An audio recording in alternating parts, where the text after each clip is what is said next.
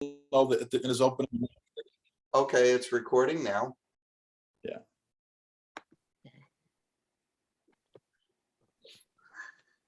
Irene, the only thing I have is opening prayer, Pope's prayer, but that was in November 22nd.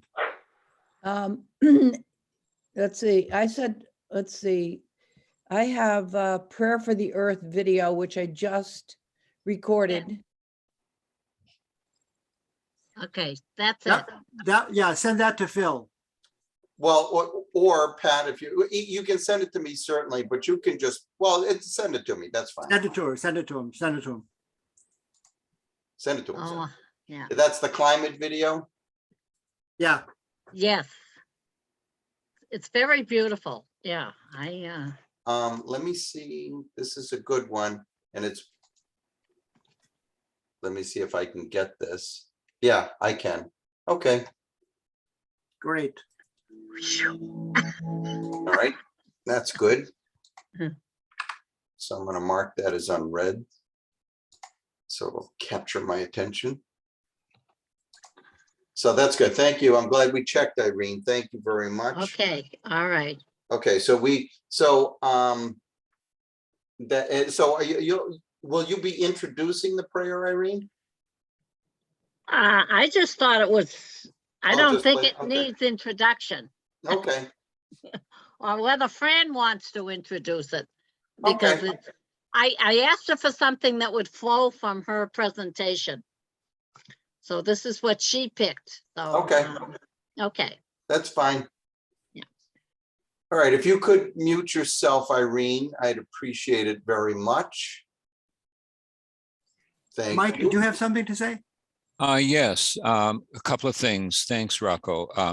One was about Bishop Byrne, who is still expected to join us from Springfield. He's the only bishop that got back to me and indicated that he'd like to be part of the session. So I'm expecting he may come on fairly soon after we start.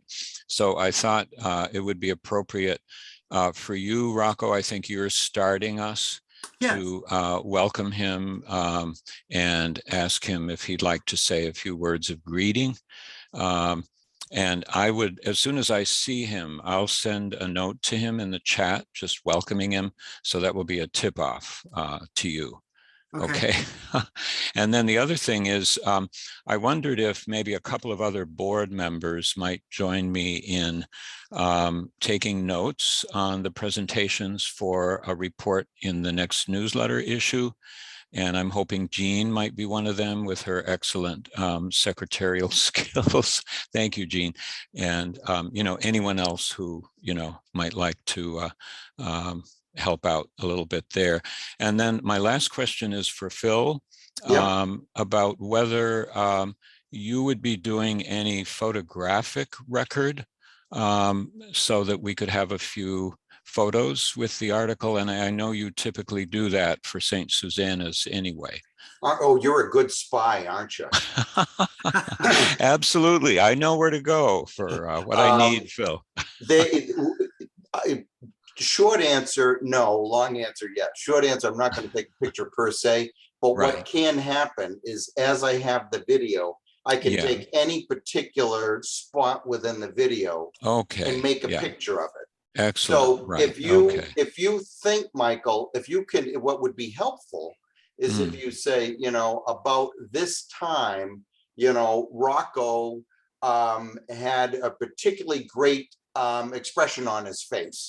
And could you get a picture of that? I won't be watching Rocco that closely, Phil, but I get the idea. So just mention it to me so I could find it. And the time might be helpful, the time of day. And I'll try, seeing that we started presenting at 9:20.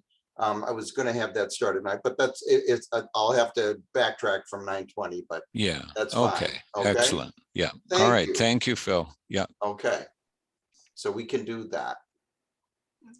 Linda wants to have a word. Oh, okay. One moment.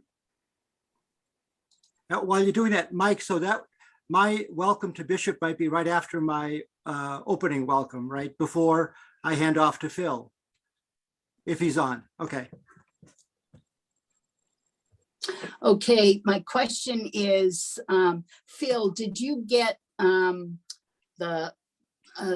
know what was asked was a photo of Sean Ellis, and I sent you that article that you could copy that his photo and put it up. Was that able to be done? I don't recall that, Linda. Let me look at my That's too bad. email. Yeah, I thought I had sent that on as an attachment. I know initially earlier, I thought I had done, but I'm not sure if you got it. But it was that article about him that had that showed a beautiful picture of him. Exonerary Network staff from the New England Innocence Project. No, actually, Linda, I have 2 emails from you and neither one of them contained anything. You know, it's just like sending links for this meeting. Right. No, so I didn't I'm get anything sorry. from you. All right, does somebody else have that from a earlier email? Because I thought I sent that out to everybody. And it would be something on the New England Innocence Project, because that, and I apologize, I thought I had done that. Oh, well.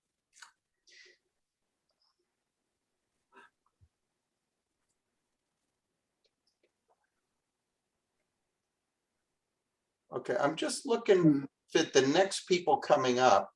And I'm looking for, and I don't see them yet, Dr. Alexandra Pineros Shields. Pineros Shields, yeah, she might come on She's not. just when she's I'm presenting at sorry, 11. Linda. I'm sorry, Pineros Shields.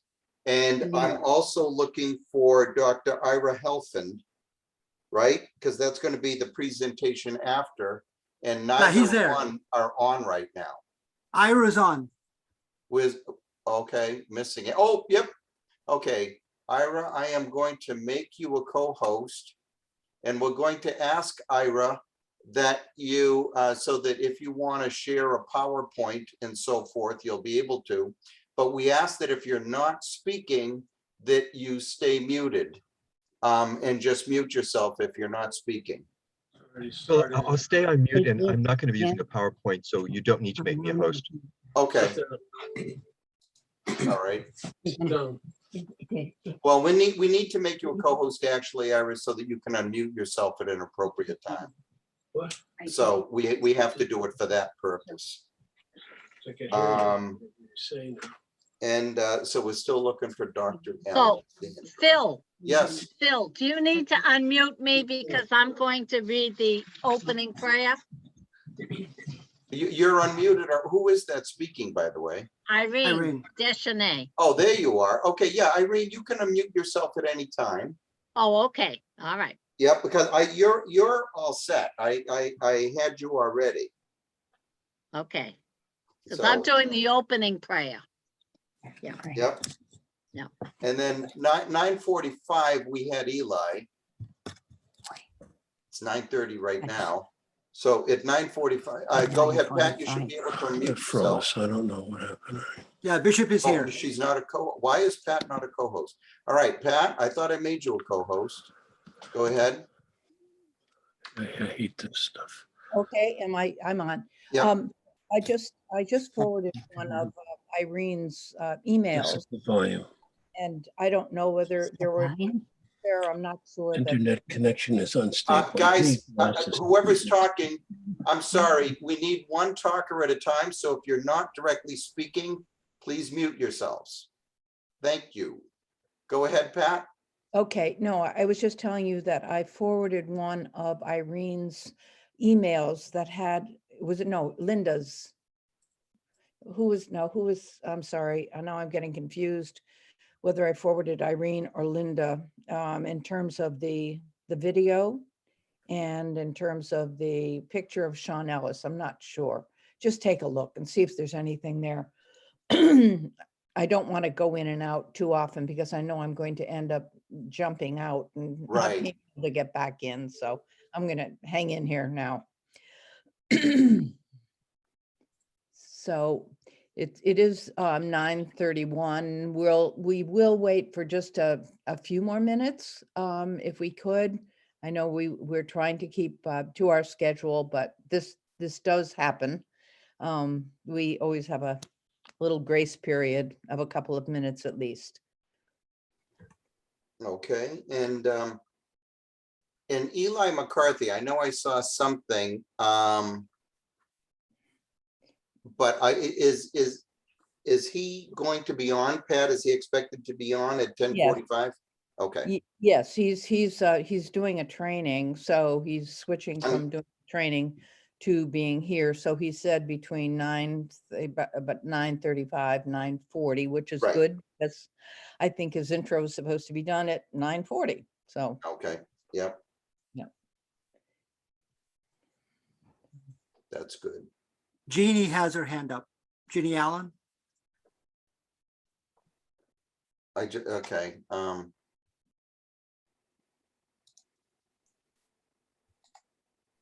I've asked her to unmute. There you go. Okay, yeah, I just want to know, I have to give an annual report and some other stuff during the annual meeting. Will I be able to unmute myself during that time, or will you have to unmute me? Just as a heads up. At the end of the meeting, we can do that. Okay. Does that make sense? Yeah, when we're in the area that Pat will introduce as the annual meeting portion of the program, I guess. Okay. All right. And just so that people who are logging on know that we're kind of doing the technical stuff before the body of the program starts. You're not late in signing on. We're Okay. just late in getting our business taken care of. Thank you. Okay, and Fran, I'm gonna make you a co-host, and that's for a couple reasons. One is you could share a PowerPoint if you want, and two, you can mute and unmute yourself at your discretion. But we do ask that anyone who is not presenting remain muted so that we avoid background noises and phone calls and coughing and everything else. So that's fine. Pat, Are we good to go? yes, I think we should get started. Okay. Although there might be a pause if Eli is not here. I don't want to do an introduction without him here. So we have to pay attention to that. hello, And Bishop. Well, let's start. And then my name is Father Rocco Popolo. I'm with the Zavarian Missionaries. I'm the co-chair of Pax Christi, Massachusetts, and I'd like to welcome all of you to the 2021 Assembly. We're so happy and honored to have you all with us today. Welcome to Pax Christi members throughout the state and beyond, I hope, as well as our co-sponsors who are members of the Agape community, as well as the Boston Catholic Climate Change Coalition and St. Susanna's Parish in Dedham. We also welcome in a very warm way Bishop Byrne from Springfield. All four of our bishops were invited, and Bishop Byrne is with us. So we're so glad to have you, Bishop. We also heartily welcome our presenters. You'll meet them along the way. Planning for this day began in the beginning of 2021. The Pax Christi board has done some collaboration with like-minded peace groups throughout the state over the years. And recently we did it with some 17 groups, hoping for a united event where the political will for issues that we're going to be sharing today could be felt and acted on. So we hope that today we're really planting seeds for such a statewide event down the road that may move the needle on these important issues. Today's assembly is being recorded, so you'll be free to share some or all of what happens today with others in your groups who may not have had the chance to be with us today. You can get the recordings through Phil Mandeville of St. Susanna's, and I'm sure he'll have his information up on the chat. So today, within the framing of Pope Francis's Laudato Si and Fratelli Tutti, we offer some backgrounds and best practices that can help us address the abolition of nuclear weapons and war, combat the persistent racism in our society, and offer ways forward regarding climate change. At this point, I'd like to let Bishop Byrne have a few words, and then I'll pass it on to Phil. Bishop Burns. Let's ask him, Bishop, one moment. We'll ask you to, there we go. Good morning. I'm so happy to be able to at least start the day with you. I won't be able to spend the majority of the time with you, but I just want to give you my prayerful support in this endeavor. You know, Pope Francis wrote in Laudato Si, when nature is viewed solely as a source of profit and gain, this has serious consequences for society. This has engendered immense inequality, injustice, and acts of violence against the majority of humanity. Since resources end up in the hands of the first comer and the most powerful, the winner takes all. Completely at odds with this model are the ideals of harmony, justice, fraternity, and peace as proposed by Jesus. He taught his disciples to love their enemies, to turn their cheeks. When he stopped her accusers from stoning the woman caught in adultery, and when on the night before he died, he told Peter to put away his sword, Jesus marked for us the path of nonviolence. We just ask God to, in these conversations, to help us follow that path of remembering, repenting, and restoring.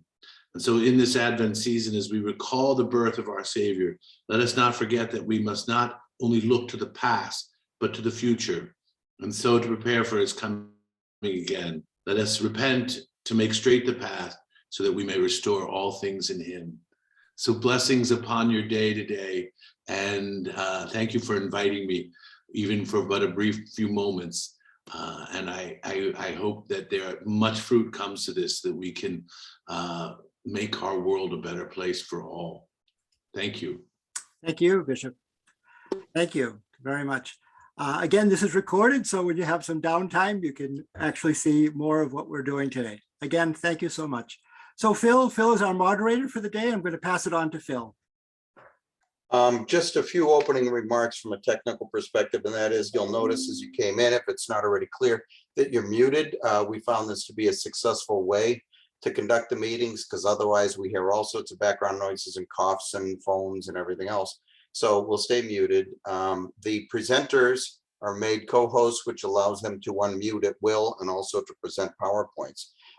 As we mentioned, this will be recorded. I will post that in the next day or so on the Pax Christi webpage on the St. Susanna website. So if you go to St. Susanna website, which is stsusanna.org, there is a link that says parish groups, and one of the groups is Pax Christi. And that link will be on that page to this presentation today. So sometime later today or tomorrow, the link to this video will be on that page. And that's where you'll be able to find it.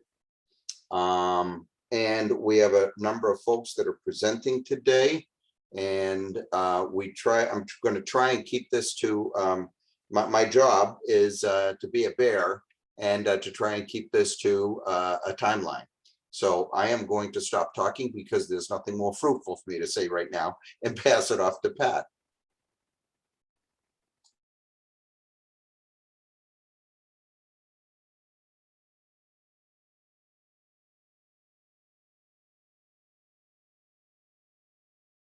Sorry. I don't know that Eli is here yet. And that is our next segue.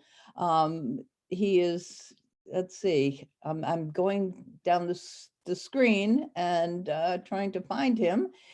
He is doing some sort of a training this morning, but he is supposed to be here in any minute now. So if we can hold on, I think it would be silly for me to try to introduce him without him being here. So that's so this is a little pause already in our morning presentation.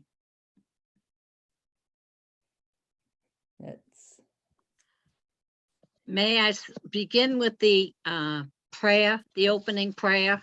I think that would put us in a good spirit. Yes, Irene, that's a good idea. An Ecumenical Christian Prayer by Pope Francis. O God, Trinity of love, from the profound communion of your divine life, pour out upon us a torrent of fraternal love. Grant us the love reflected in the actions of Jesus, in his family of Nazareth, and in the early Christian community. Grant that we Christians may live the gospel, discovering Christ in each human being, recognizing him crucified in the sufferings of the abandoned and forgotten of our world, and risen in each brother or sister who makes a new start. Come, Holy Spirit, show us your beauty reflected in all the peoples of the earth, so that we may discover anew that all are important and all are necessary, different faces of the one humanity that God so loves. Amen. Amen.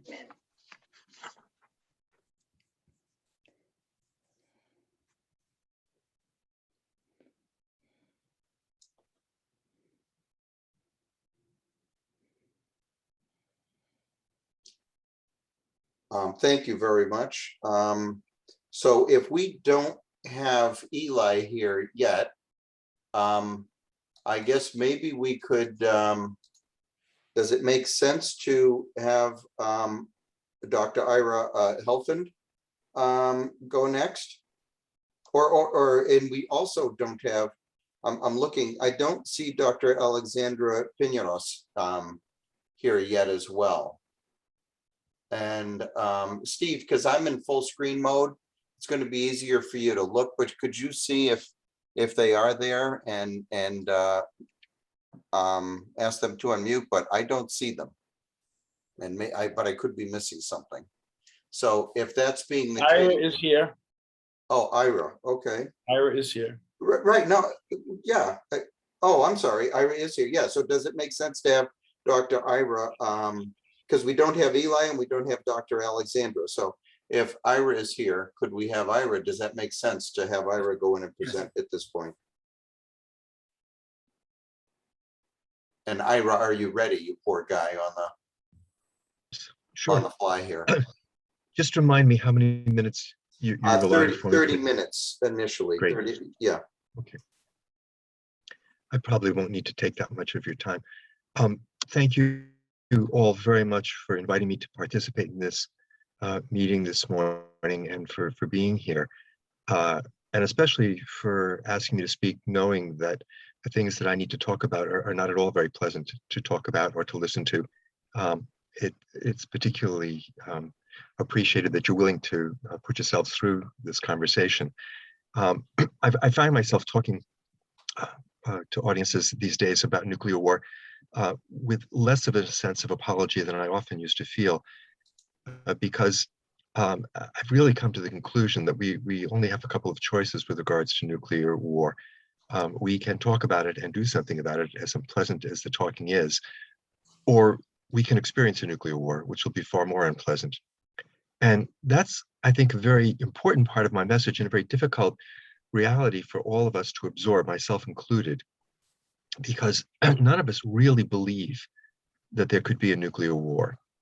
Even those of us who look at this question all the time and know how close we are to nuclear war can't quite get our arms around this reality. You know, we look out at our towns, at our cities, at our families, at our homes, and we just can't imagine that all of this can be destroyed. But the horrible fact is that it can, and in fact, it will if we continue down the path that we're on. Looking at the screen here, I see that most of the people at this meeting this morning are old enough to remember the 1980s, the Cold War, how frightened we all were at that time that there would be a nuclear war. And also to remember the incredible relief that we felt in 1989, 1990, 91, as the Berlin Wall came down, Soviet Union broke apart, and the Cold War ended. And we all just, I mean, there was this collective global sigh of relief that the Cold War was over, that we had dodged the bullet, that there would not be a nuclear war, that we did not need to worry about this anymore. And that totally understandable reaction, unfortunately, persisted even as the danger of nuclear war began to grow again, as it has. It never went away completely. Even in the early 1990s, there were still thousands of nuclear warheads left in the world, and always the danger that by design or by accident they would be used. But in recent years, this danger has escalated dramatically to the point where people like William Perry, the former Secretary of Defense, now believe that we are closer to nuclear war today than we were at the worst moment of the Cold War. And that assessment is echoed by the scientists, the experts at the Bulletin of the Atomic Scientists, who have set their iconic doomsday clock to 100 seconds to midnight, the closest it has ever been to nuclear war, closer than it was during the Cuban Missile Crisis, closer than it was during the early 1980s. And yet, while the experts are telling us that we face an imminent danger of nuclear war, we as a society are ignoring it. In the 1980s, if you ask people, what are the biggest problems facing the world today? Preventing nuclear war was number one or number two on everybody's list. If you pose that same question today, almost no one even mentions nuclear war. And that is a critical part of the danger that we face, this inattention to the problem. I'm often said that I should not invoke fear, that fear is a bad emotion.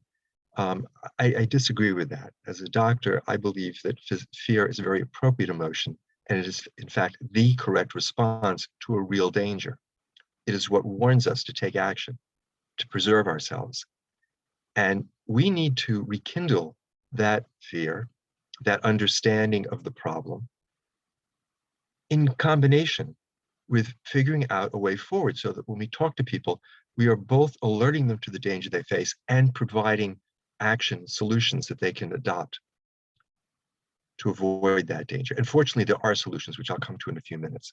Let me just talk a little bit about why the situation is so dangerous. I identify at least 6 factors. There are probably others, but very quickly. Relations between the United States and Russia, they're clearly the worst they have ever been. If people read the newspapers this morning, there is increasing talk of a possible Russian intervention in Ukraine, and who knows where that will lead. There are also potential flashpoints in the Baltic states, and both the US and Russia are modernizing their nuclear forces with an enormous expenditure of resources and are making explicit nuclear threats against the other side. We never thought we would see this again, but we are seeing it, and we have to know that we're seeing it.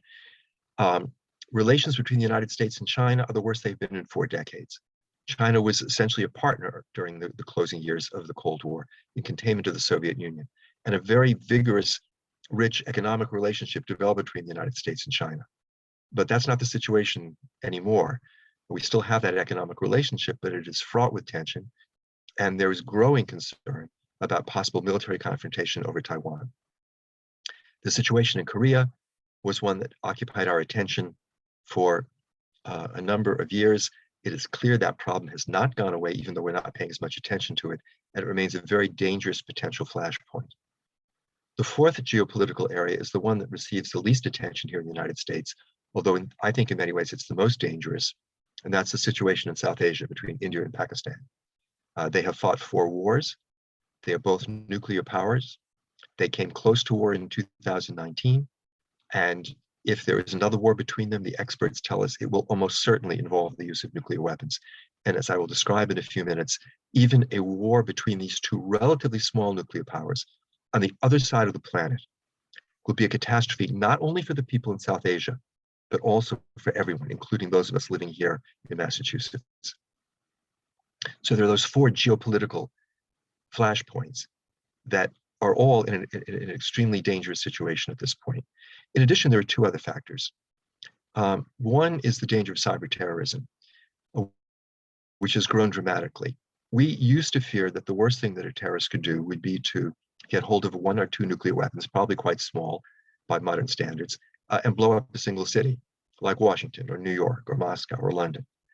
What we now understand is that the greater danger is that a terrorist group or a criminal gang could hack into the command and control centers of a nuclear power and either directly launch their nuclear weapons or create a false alert and trick the country hacked into believing that it was being attacked by a nuclear opponent, and trick that country into launching a retaliatory strike against a threat that didn't actually exist.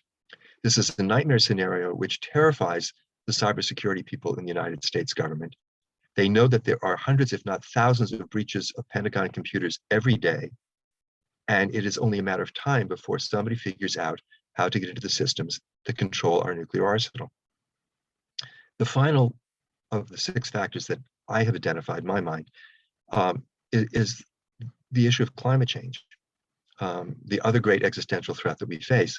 We don't often understand the dynamics at play here, but we need to know that as climate change progresses, and the degradation of our environment will continue for coming decades, even if we do all the things that we're supposed to right now.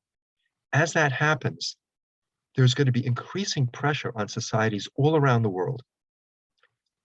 Forced migration on a scale we've never seen before. Internal conflicts within nations as people struggle over the unjust and inequitable distribution of resources. And a much increased likelihood of conflict between countries, including countries that possess nuclear weapons. And if nuclear weapons are still on the table as this process unfolds, the likelihood they will be used will grow dramatically. So for all of these reasons, we face an increasing danger of nuclear war that demands that we take action to eliminate these weapons so they cannot be used. Let me talk for just a few minutes about what will happen if a nuclear war occurs, because I think it's also important for us to remind ourselves of the enormity of the danger we face, as well as its imminence. All of us back in the 80s did have some understanding about this. It's something that we have put out of mind, and there are generations of younger people who have grown up since the end of the Cold War who never learned about this stuff. And so it is important for us to realize what we are talking about, because I think, again, we have a great deal of difficulty getting our arms around this aspect of the problem, how huge the devastation would be. Last year, the anniversary of Hiroshima, many of us saw images of Hiroshima and Nagasaki, and those were powerful warnings to us of what nuclear weapons can do.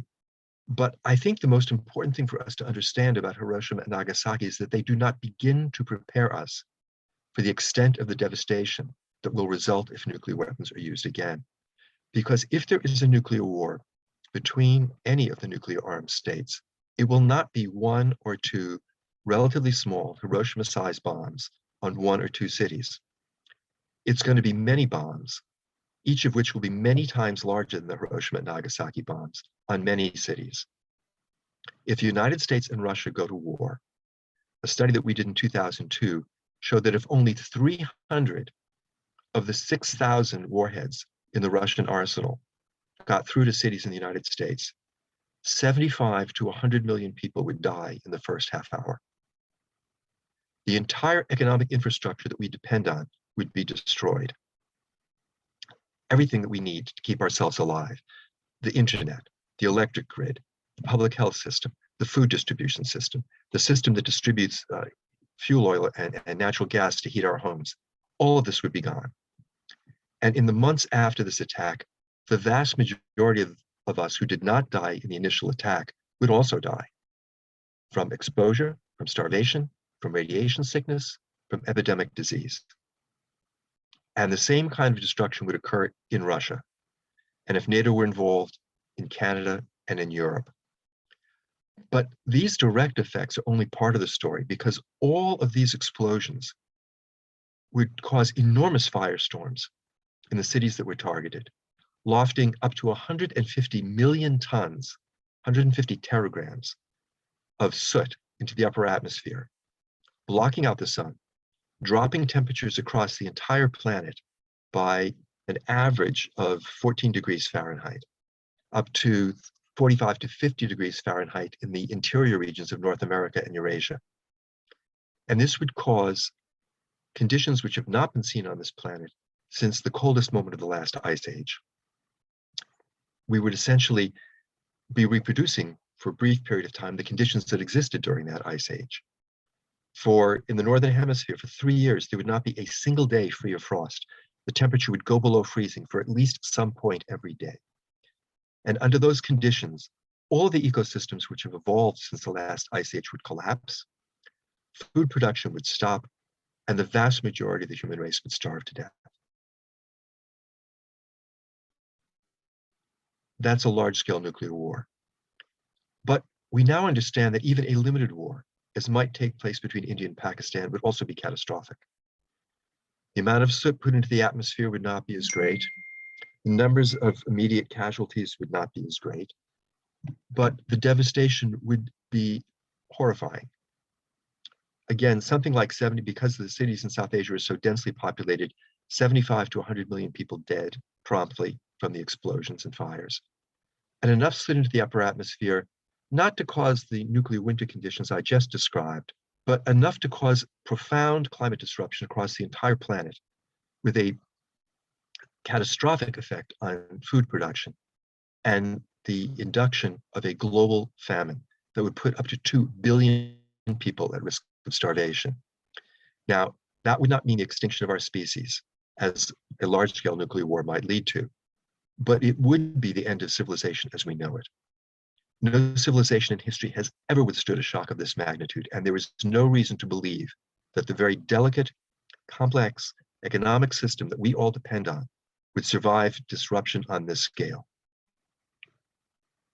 So why talk about this? Well, because although this is the future that will happen if we do not take action, it is not the future that must happen. Nuclear weapons are not a force of nature. It's not as though an asteroid is coming at the planet and there's nothing we can do about it.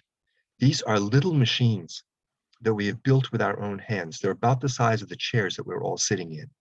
And we know how to take these weapons apart. We've already dismantled more than 50,000 warheads.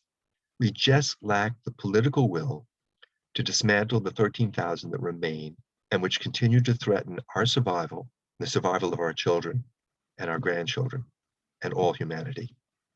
Now, what can we do about this? Well, in the 1980s, we were filled with despair. The Cold War was raging. We thought there was nothing we could do, but we organized. Millions of people ultimately became active on this question, the urgent need to stop the Cold War arms race. And to our shock, in less than 3 years, we totally transformed nuclear policy of the United States and the Soviet Union.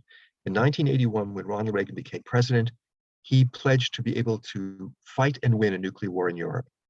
And he actually deployed in 1983 the Pershing missiles to be able to do just that. Less than 2 years later, he joined with Mikhail Gorbachev in proclaiming that nuclear war could not be won and must never be fought. And the turnabout in US policy was so abrupt and so complete that many of us at first didn't believe it. We thought this was just rhetoric, but it wasn't. We had gotten through to the leaders on both sides and been able to convince them of the folly of the policy they were pursuing and the urgent need to adopt a new policy. And we need to do the same thing today. Now, globally, there is a movement which has been building over the last decade and which resulted in the adoption in 2017 at the United Nations of the Treaty on the Prohibition of Nuclear Weapons. This was a sea change in the international discourse about nuclear weapons. The conversation was taken away from the countries that have nuclear weapons and seized by the countries that don't have them, and which no longer are willing to be held hostage by the truly insane nuclear policies of the 9 countries which have nuclear weapons. That treaty entered into force in January of this year. The first meeting of the states parties to that treaty will occur in March in Vienna.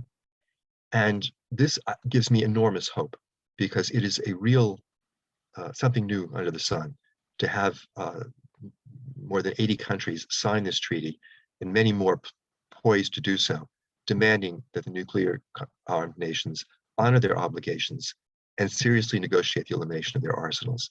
Here in the United States, we have formed the Back from the Brink campaign, which is designed to mobilize the US population in support of the treaty and to get the fundamental change in US nuclear policy that we need to be able to comply with that treaty. It is organized much like the Freeze campaign of the 1980s, which you may all remember, around a simple platform of what US nuclear policy ought to be. And specifically, most importantly, it calls on the United States to begin now negotiations with the other 8 nuclear armed states for a verifiable, enforceable, time-bound agreement to dismantle the remaining warheads, something which I believe can be done within a decade. We know that the dismantling itself would take about 6 years. I think this is a treaty which certainly could be achieved in the next 4 years if our leaders were serious about it. Our strategy is to go to local groups, organizations, faith communities, municipalities, and ask them to endorse this program. And the belief is that if we get enough entities, enough communities to endorse the campaign, the campaign's policy prescription, then essentially this will create a national consensus that this is what our nuclear policy ought to be. That's how the Freeze campaign worked. We have so far gotten resolutions adopted by about 15 municipalities here in Massachusetts. And I am very pleased to report that the Boston City Council will now consider a resolution. We believe actually they will be voting on this on Wednesday. And if any of you live in the city of Boston, please contact your city councilors on Monday and urge them to vote for this resolution. I do not yet know the docket number. It was just filed yesterday. We will be learning the docket number on Monday, and I will share it with you all at that point. At the same time, we are working to pass a similar resolution in the state legislature, and it has been introduced. It is before the Committee on Public Safety and Homeland Security. The key task is to get the committee to allow it to come to the floor of the Senate for an actual vote. We have been meeting with members of the committee, a team from out here in Western Massachusetts composed of myself, Sister Mary Caritas, the President Emeritus of Mercy Medical Center, Paul Mancinoni, the current chair of the board of Mercy Medical Center, retired Judge Hank Abrashkin, and Marine Major General Michael Martin, and I have been meeting with members of the committee, urging them to adopt, to vote this resolution out of committee so that the full Senate can consider it. And support for this effort would also be very much appreciated. We have a meeting scheduled this coming Friday with staff from Senator Walter Timilty's office. Senator Timilty is the co-chair of the committee, and his support for letting this come to a vote by the full Senate would be absolutely critical. If any of you happen to live in Senator Timilty's district, please send me a note in the chat so I can be in touch with you, because we very much would like to secure his support for this as well. In addition to these efforts at the legislative level, we're also continuing our effort to get various other communities to support Back from the Brink. So a number of churches and other faith communities across the state have specifically endorsed the Back from the Brink platform. If you're, and Pax Christi as an organization has, if your specific parish has not, it would be terrific to bring this before the parish and get them to endorse this as well. If you belong to other organizations, Rotary clubs, Kiwanis clubs, other civic groups, those kinds of groups also are being asked to endorse this campaign. I will put in the chat in a minute the website for the campaign. It's www.preventnuclearwar.org. Very easy to remember. You can visit the website and see the full list of groups that have endorsed the campaign, information about the full platform that we are calling for, and ways that you can be involved in this campaign. You know, as I said at the beginning, this is very heavy stuff to talk about. We are facing an extraordinarily great danger. And knowing about this puts a tremendous responsibility on our shoulders, because once we know about it, we can't ignore it. We have to take action to address this problem.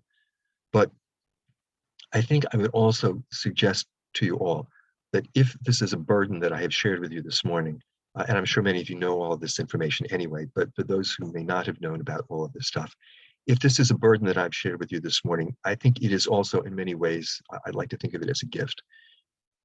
Every one of us is trying to make our life meaningful. We want to do something good while we are here. Those of us living today have been given the opportunity to save the world. And there is absolutely nothing better that any of us can ever do with our lifetime. And so I hope that we can absorb this responsibility in that spirit. We've been given the chance to do a wonderful thing. We just need to act on that. There's a passage in Deuteronomy where it's reported that God said, behold, I have set before you life and death. Therefore choose life that you and your children might live. That is literally the choice before us all today. And so let us pray that we choose wisely and that we act with courage and determination so that indeed our children may live. Thank you very much. Thank you very much. We appreciate it. Mike, I forgot to ask Mike Moran to introduce you in all honesty. So Mike, just to give you a minute, we'll be asking you to say a few words, and sorry, it'll be after the fact. However, I'll take a minute and remind folks, because I think we mentioned this at the beginning, but questions that are going to the presenter, like Ira, are we're asking folks to put their questions as they have them in the chat. And I will repeat those questions to the presenter, in this case, Ira, and we'll have the question and response in that method. So as you have questions, please put them in the chat.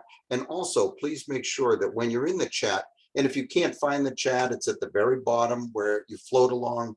You'll see mute and stop in video and everything, but you'll see chat. So put your cursor on chat. It'll pop up a new window, and you can put your questions there. And Mike, if you wanted to say a few words, and again, my apologies. You should be able to unmute yourself, Mike.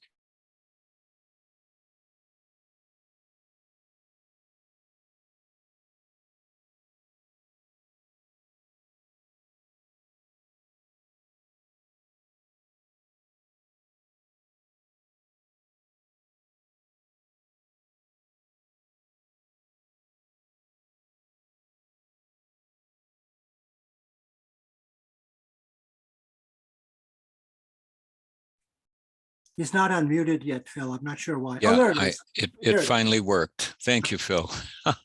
And yeah, sorry to be introducing Ira after the fact, but I'll do it anyway, just so we complete the process.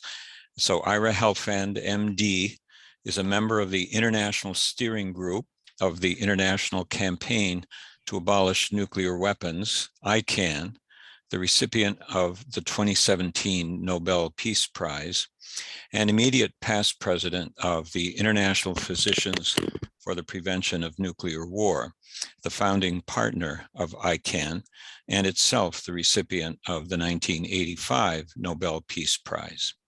He is also co-founder and past president of Physicians for Social Responsibility, the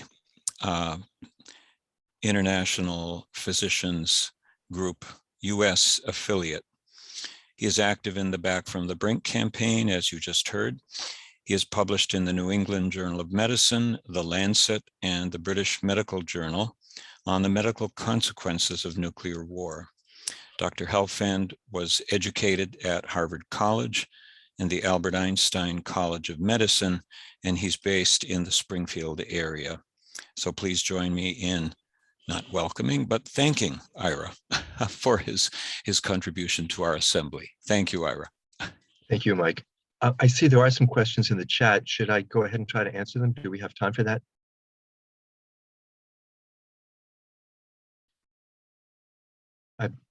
I'm seeing You're muted, Phil's Phil. lips moving. There it is. I'm sorry, Phil, do I We have a didn't few hear you, minutes to Phil. try? if you Rocco, can you mute yourself? Because every time you talk, it comes up. I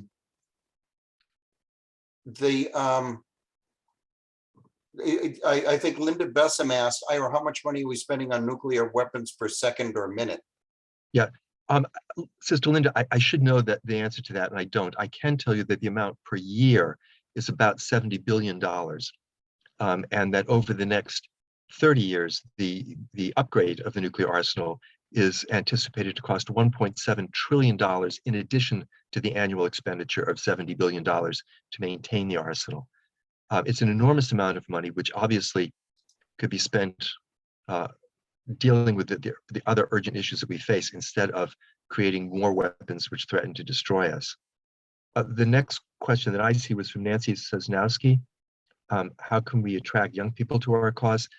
And this is the $64,000 question. If you look at this audience, it mirrors most of the audiences that I speak to.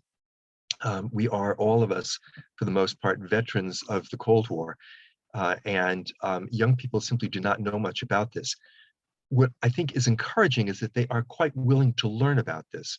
I had the wonderful experience of speaking at Boston Latin School about 2 weeks ago at their Social Justice Day assembly. And this was an all-day program. I was the first plenary speaker. Before I spoke, a bunch of the students came up and talked about the projects they were working on.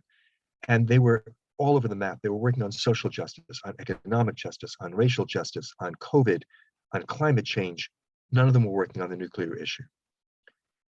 Despite that, they had asked me to speak, and I did, and I gave them a talk very similar to the one that I just shared with you all. At the end of it, 255 students signed within a half an hour a petition urging the Boston City Council to endorse the Back from the Brink resolution. People came up to me afterwards and said they had never heard about this stuff. They were horrified. They wanted to do something about it. They have formed a club on the Boston Latin campus now to work on nuclear weapons issues. I think the potential is there, clearly. Students have shown young people, an enormous activism around the climate issue, which they do know about. It's just up to us to get word out to them. And that has been somewhat difficult because they don't respond. If you announce, I'm going to give a talk on nuclear weapons, they don't necessarily come. We have to figure out how to go to them through their schools, maybe through their classrooms, through assemblies like the one at Boston Latin. But clearly there is a receptivity there if we can just get the message to them.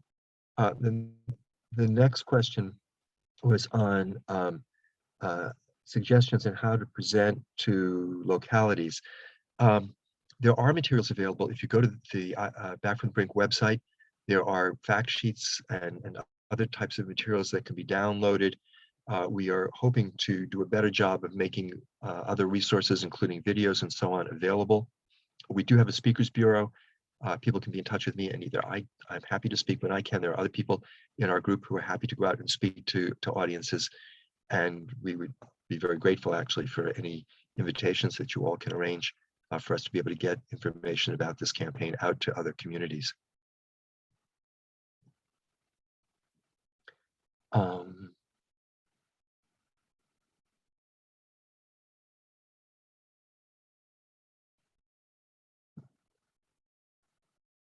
They're also, I'm sorry. The one from Agape Community was from Brayton and Suzanne Shanley. And then do you see the other one here from, give me a second, because I've got a couple conversations going on here, sorry. Oh, also from the Agape Community, from Brayton and Suzanne. Our young people at Agape say that there is still a frozen quality in their lives with so many competing desperate situations.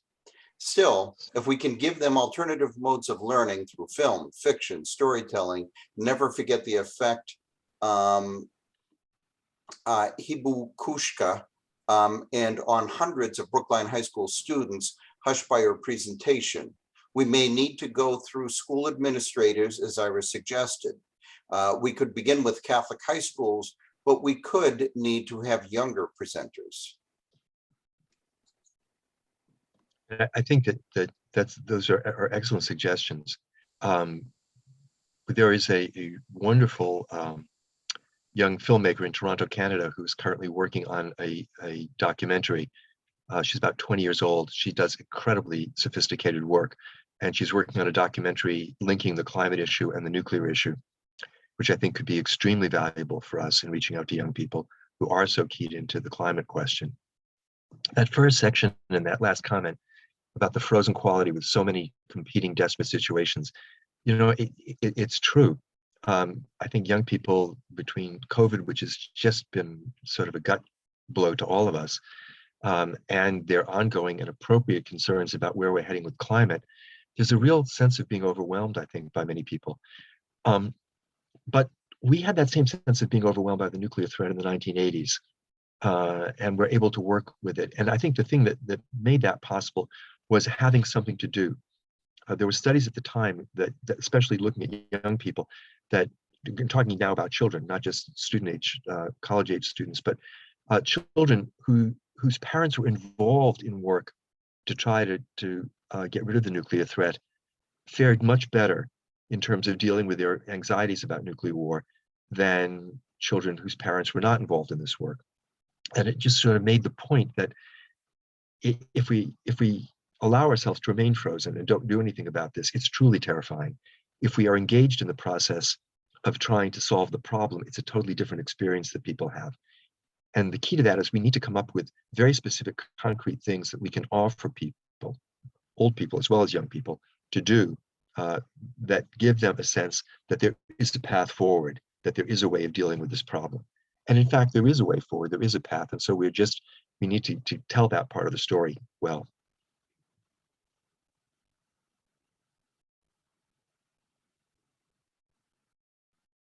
And a great suggestion to have a youth summit for parishes to talk about this issue. Right. And again, we'd be happy to work in any way to help to assist with that.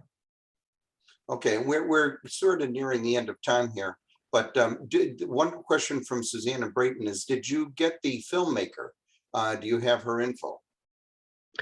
I will have to, I do have it, and I will quickly go to my other screen and post it in just a minute on the web and the chat box. Oh, that's wonderful. Thank you. Okay, so this is terrific. And I think, thank you very, very much, Ira. We really appreciate it. And what we'd like to do right now is to go to our next presentation in order. And I think that's going to be Eli McCarthy. So I think, Pat, you were going to do the introduction to him, as I recall. Yes, I am. And Ira, I just wanted to mention that St. Susanna's is absolutely on board. It's interesting to hear such dire news, which we do know, but somehow I think it, as you say, it's a burden, but to be able to do something makes sense. And your presentation was energizing in that particular way. We did put together a video last year in January, which is available on our website, about the TPNW. It's about a half an hour long, and in fact, you are featured in it. And that is available for viewing and as a resource for other people who might want to use it in their parishes. And we do have the TPNW banner fastened to the entrance of our church. So there are reminders of what's going on. And of course, we have to do more, but we have begun, and people know that we are making those efforts.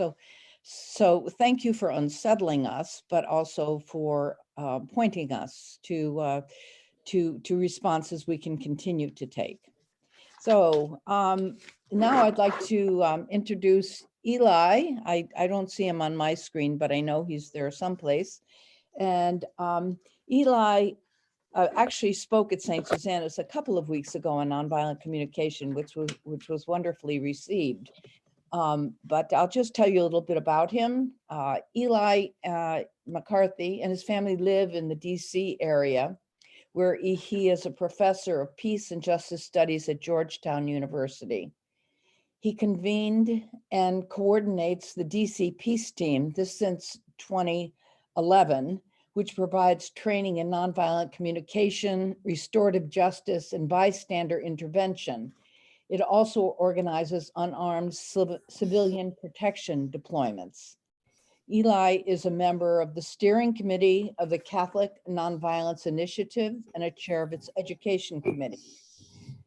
The CNI is a project of Pax Christi International, which met at the Vatican in the spring of 2016 and was also co-sponsored by the Pontifical Council for Justice and Peace.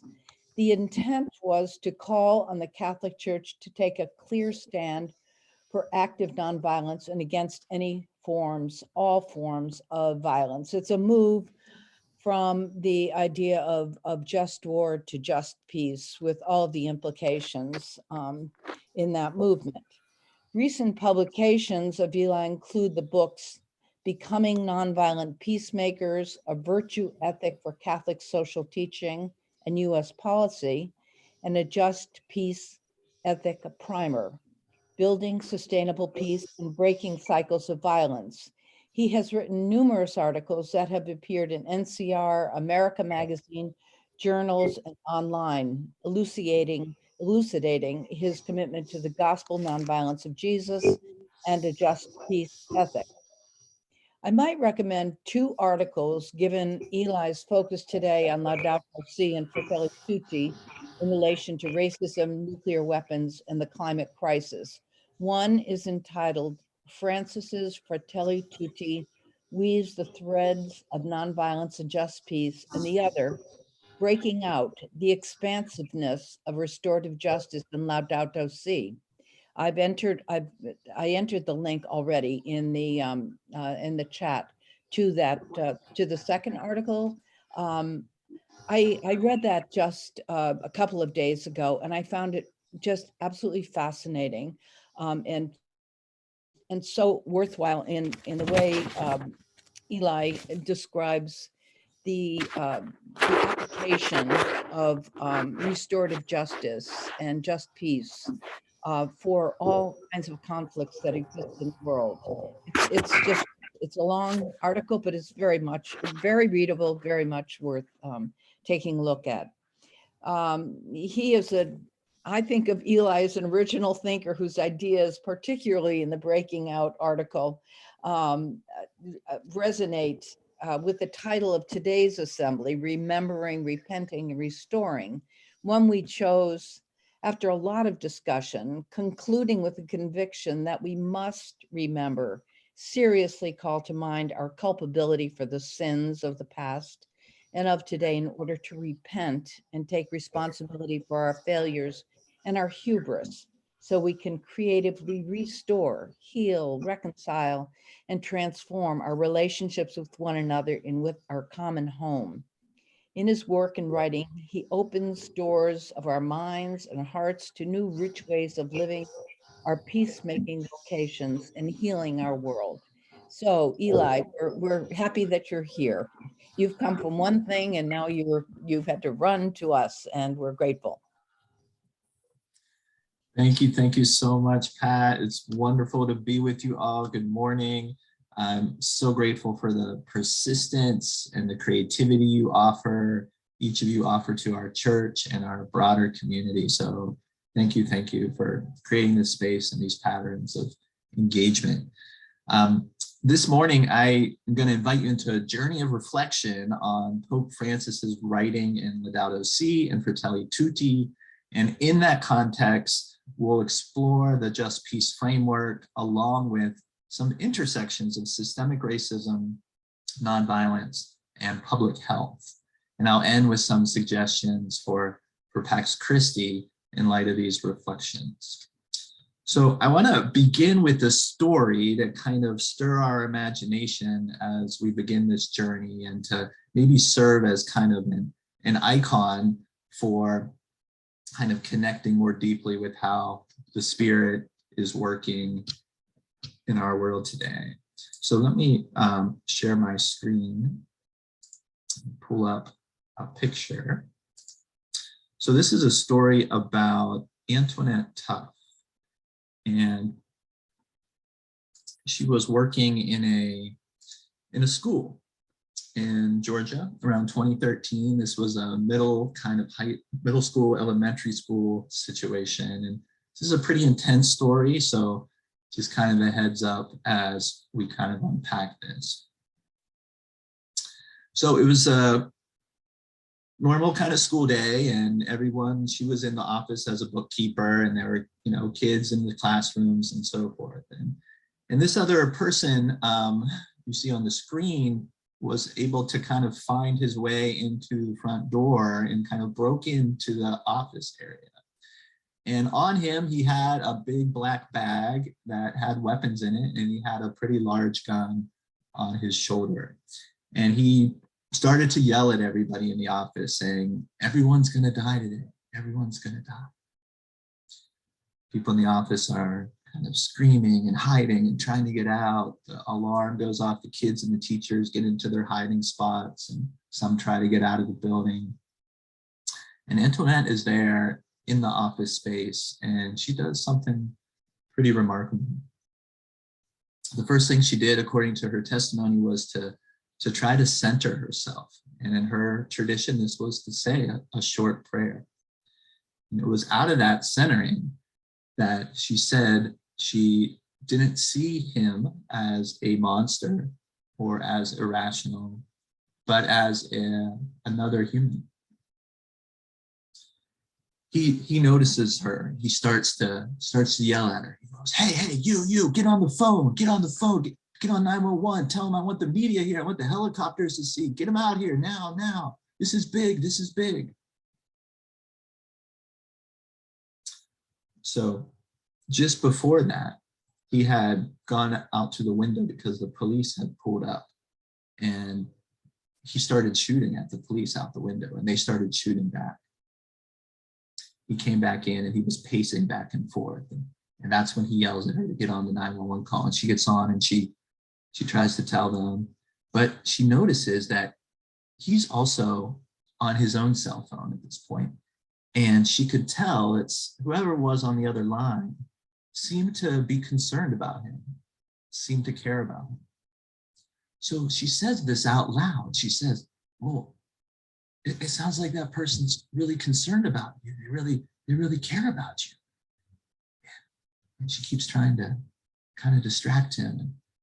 And finally he's like, yeah, just leave me alone. And then he's like, okay, I didn't take my medicine this morning, okay? I didn't take my medicine. And continues to kind of pace. So she gets back on the 911 call, and she's, listen, you gotta tell the police not to shoot him, don't take him to jail. He's gotta go to the hospital, okay? You gotta take him to the hospital. And she realizes, like, if he goes outside, he's probably gonna get shot right away. So she says, she's like, listen, I'll walk outside with you, okay? I'll walk outside, make sure they don't shoot you, and they'll take you to the hospital, all right? I'll walk outside. He's like, shut up, lady, shut up. Leave me alone.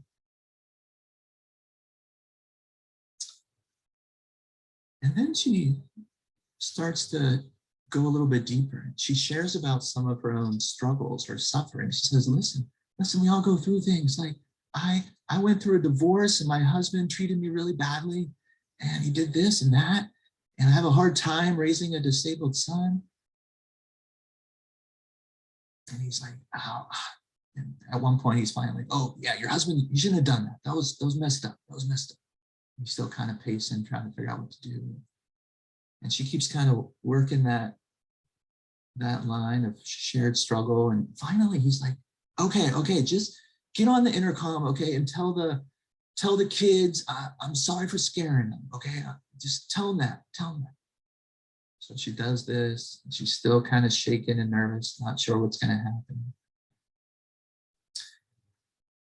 But she notices he starts to put some of his weapons down in the bag, and that he might be moving into a space of shame about what's happening. So she says, she goes a little bit deeper, and she tells him the story when she was about literally 1 or 2 steps from taking her own life. And it was in the depths of that vulnerability that he came out and said, My name is Michael.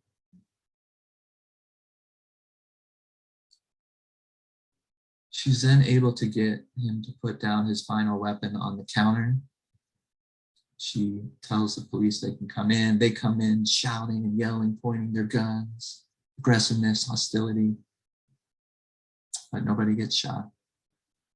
You can imagine if she had come at him with similar kind of aggression or hostility,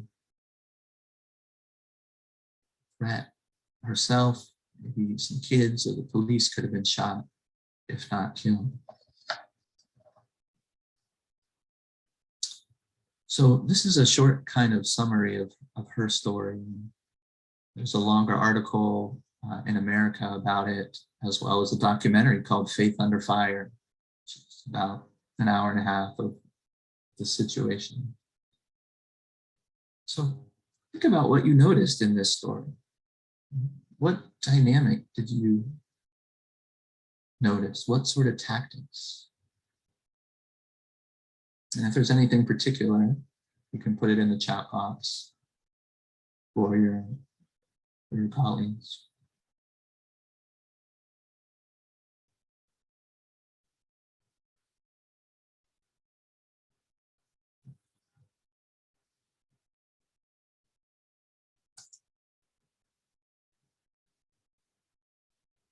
I don't know if you see it, Ira, but from Tom Rupke, centering first, prayer is ground for action in the world. Yeah, thank you, Tom. What courage, what creativity, what empathy, what power, what sense of seeing and being a gift.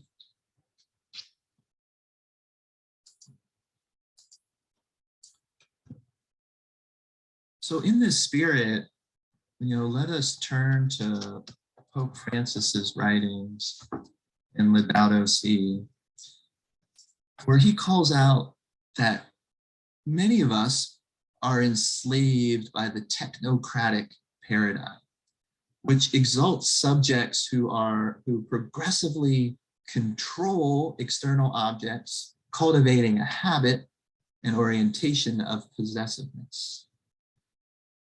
In contrast, we seek a habit and orientation of gift, seeing the gift of others and being gift in the world.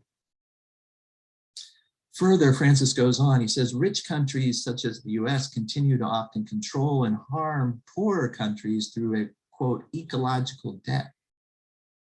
For instance, quote, the warming caused by huge consumption on the part of some rich countries has repercussions on the poorest areas of the world, especially Africa, where a rise in temperature together with drought has proved devastating for farming. Also, these poorer countries, quote, fuel the development of richer countries at the cost of their own present and future, unquote. Bishops have asked, quote, what the commandment, thou shalt not kill, means when 20% of the world's population consumes resources at a rate that robs the poor nations and the future generations of what they need to survive.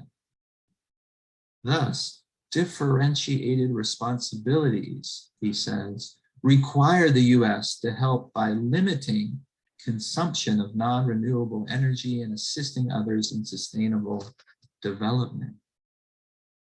Another example of the technocratic paradigm more clearly displays the habit of possessiveness, as Francis links the activity of fossil fuels with our financial system in the activity of war. Francis notes that Pope John XXIII's encyclical Pacem in Terris, quote, rejected war.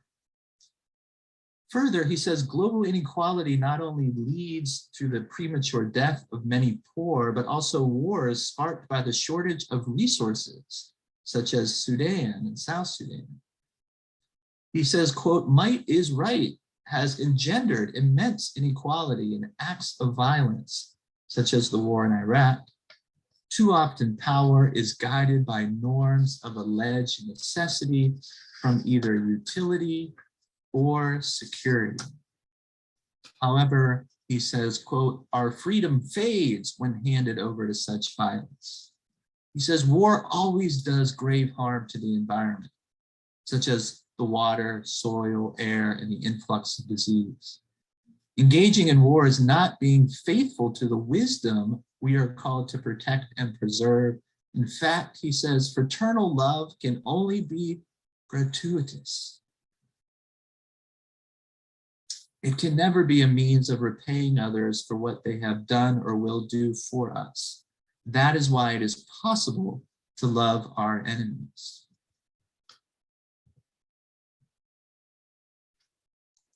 In this spirit, the more recent encyclical by Pope Francis, Fratelli, Tutti, offers a critical step toward the illumination of nonviolence and a just peace framework. Reflecting on conflict and fear, Francis clearly names war itself, not merely terrorist attacks, as, quote, an affront to human dignity, unquote, which is the central orienting theme of Catholic social teaching. This opens the door for Catholics to more clearly recognize that nonviolence is a positive reverence for dignity and life, as well as what acting consistently with human dignity looks like in practice. Turning our attention to dialogue and friendship as a critical nonviolent ways of being, he highlights the importance of creating, quote, processes of encounter that build a people that can accept differences, unquote, rather than the violence of those who despise differences. These processes of encounter manifest the first category of a just peace moral framework, namely developing the virtues and skills to engage conflict constructively. In contrast, he says, every act of violence committed against a human being is a wound. Every violent death diminishes us as people. Violence leads to more violence. We must break this cycle, which seems inescapable.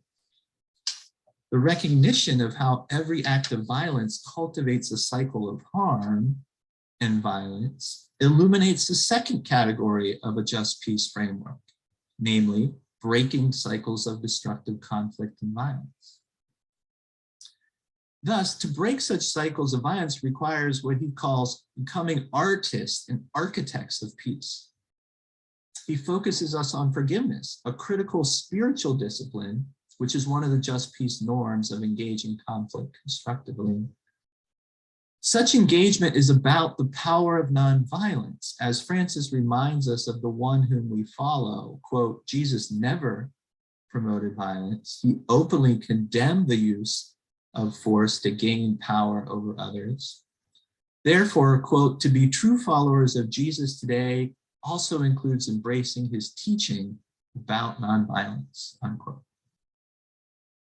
At the same time, being called to love everyone, including an oppressor, quote, does not mean allowing him to keep oppressing us. It means stripping him of a power that diminishes his own humanity and that of others. Such stripping of power is precisely what nonviolent force and resistance movements can enable us to achieve by focusing on diminishing key sources of power, such as material resources, intangible, kind of cultural, legitimacy, and capacity for sanctions, as well as impacting key pillars of support, such as religious leaders, business, and media. Francis is clear that, quote, we cannot unite by treating others with the same violence with which they treated us. He says nothing is gained this way, and in the end, everything is lost. So with this vision, we can more clearly see that war and the death penalty are, quote, false answers that ultimately do no more than introduce new elements of destruction, and that every war leaves our world worse than it was before. So Francis entitles an entire section called The Injustice of War, signaling that war itself is unjust and thus not an activity to suggest is consistent with the ways of justice. Quoting Pope John Paul the 23rd, or Pope John the 23rd, he says, "It no longer makes sense to maintain that war is a fit instrument with which to repair the violation of justice."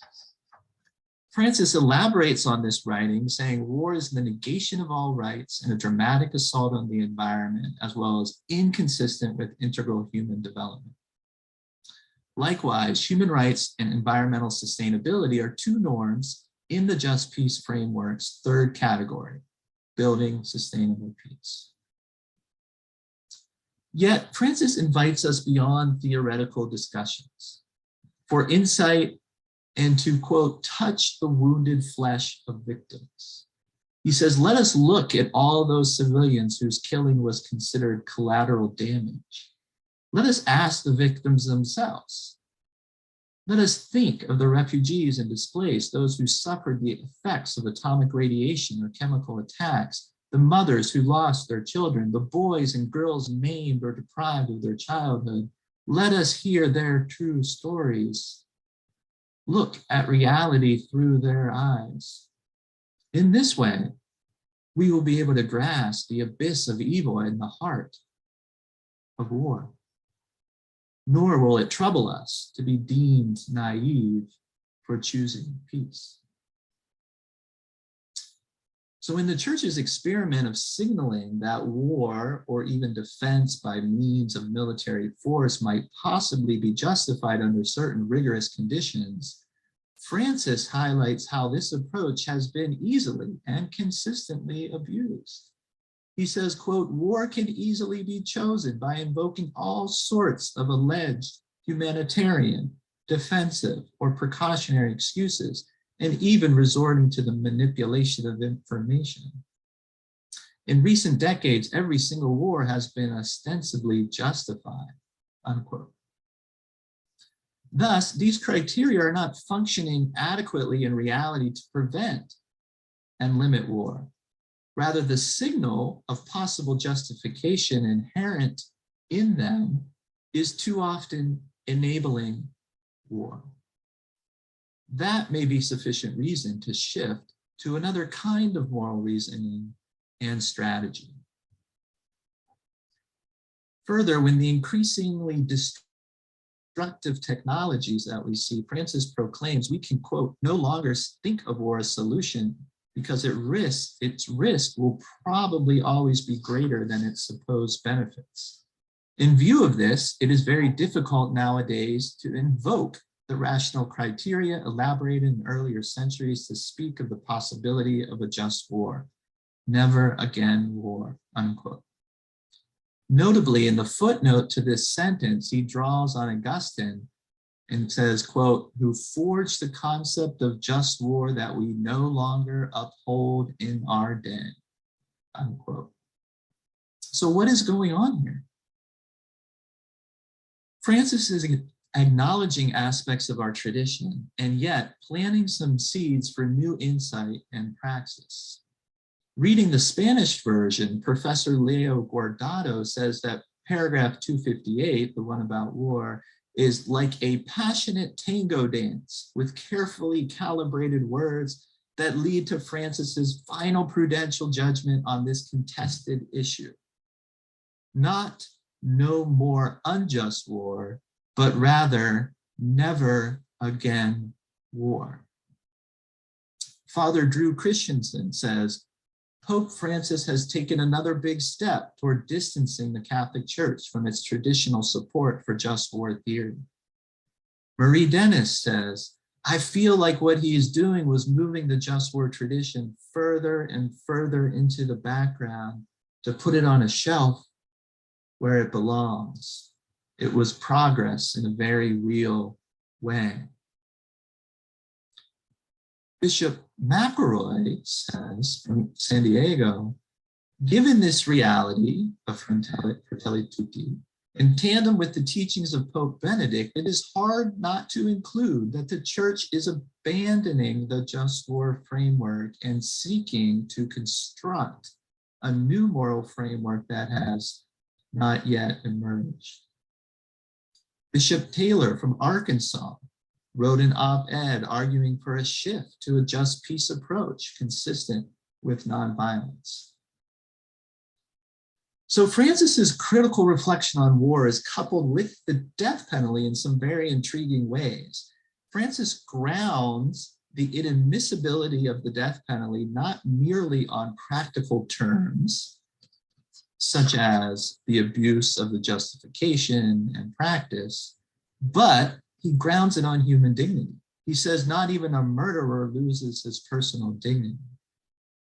In turn, with a firm rejection of the death penalty, we can better see how it is possible to recognize, quote, the inalienable dignity of every human being. That is, quote, if I do not deny the dignity to the worst of criminals, I will not deny it to anyone. I will give everyone the possibility of sharing this planet with me, unquote. So we might consider a similar logic when faced with a potential war or other violent actors. Thus, Francis asked, quote, Christians who remain hesitant on this point and those tempted to yield to violence in any form, to keep in mind the words of the book of Isaiah, they shall beat their swords into plowshares. For us, this prophecy took flesh in Christ Jesus, who, seeing a disciple tempted to violence, said firmly, put your sword back, for all who take the sword will perish by the sword, unquote. Professor Dan Kosaki insightfully notes how Pope John Paul II's move to significantly close the space for possible justification of the death penalty is quite similar to what Francis is now doing with regards to justified warfare. On the death penalty, Francis took the next step from John Paul's insight to now declare its inadmissibility, and thus also the moral reasoning that could justify such violence through the death penalty. Likewise, we will see what transpires with the increasingly unsteady relationship between the Catholic Church and the moral framework of justified war. In the meantime, we have another gift from Francis to focus our attention, resources, and commitment toward active nonviolence and developing a new moral framework such as just peace. So let's move to a just peace ethic.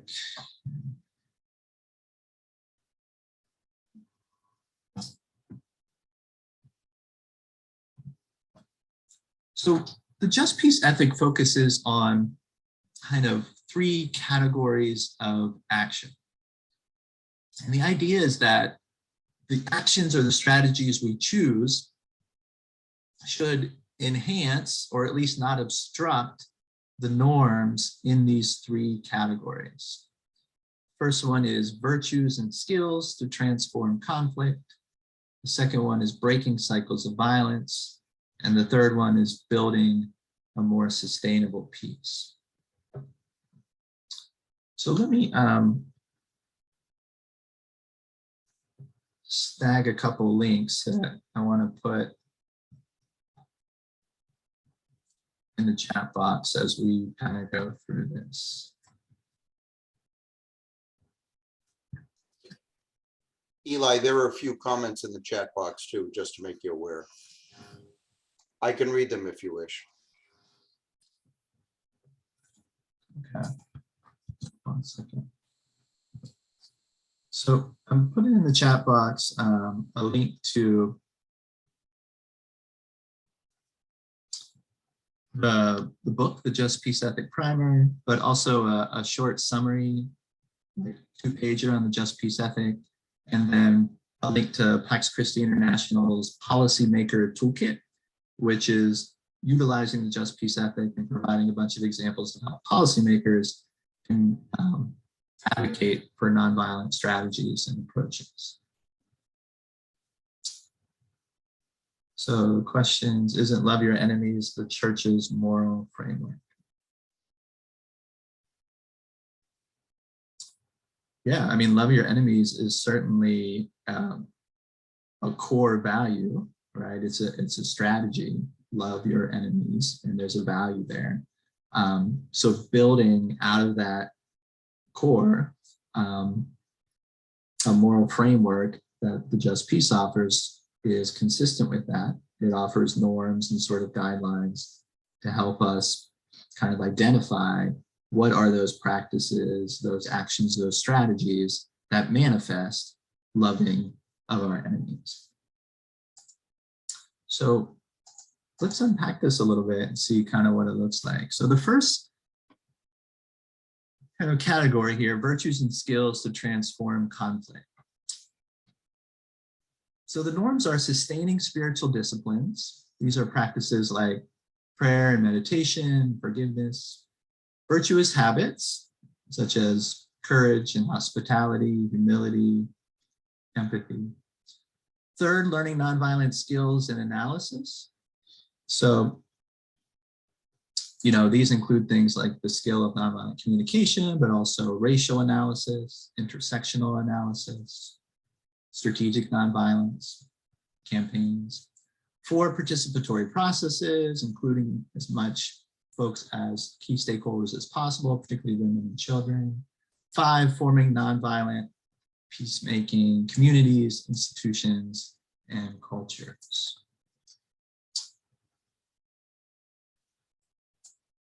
The next category is breaking cycles of violence, and these are all on that second link that I put in the chat box. If you want to kind of look at that, you're welcome to.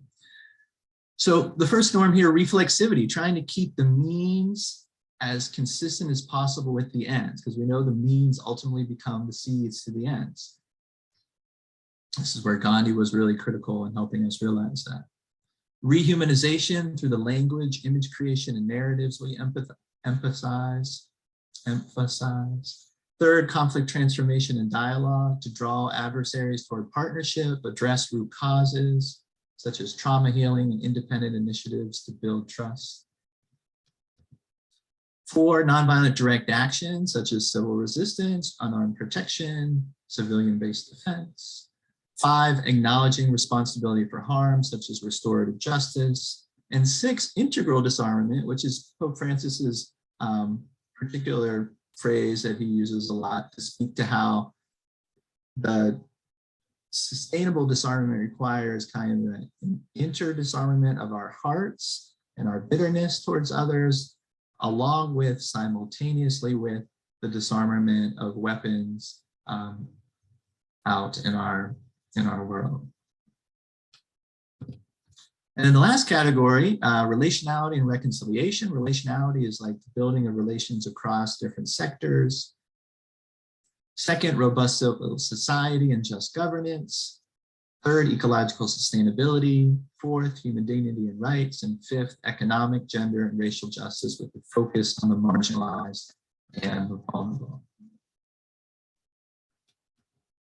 So this kind of Just Peace framework arose out of conversations, particularly at the Catholic Nonviolence Initiative in 2016, where there are a lot of people from different violent conflict zones sharing their stories, making calls to the church, and so forth. And it was rooted in kind of trying to deepen our understanding and commitment to nonviolence. So here are some aspects that have come out of the past 4 or 5 years, particularly of conversations around the world about nonviolence. And one way to kind of consider this is that it is a positive.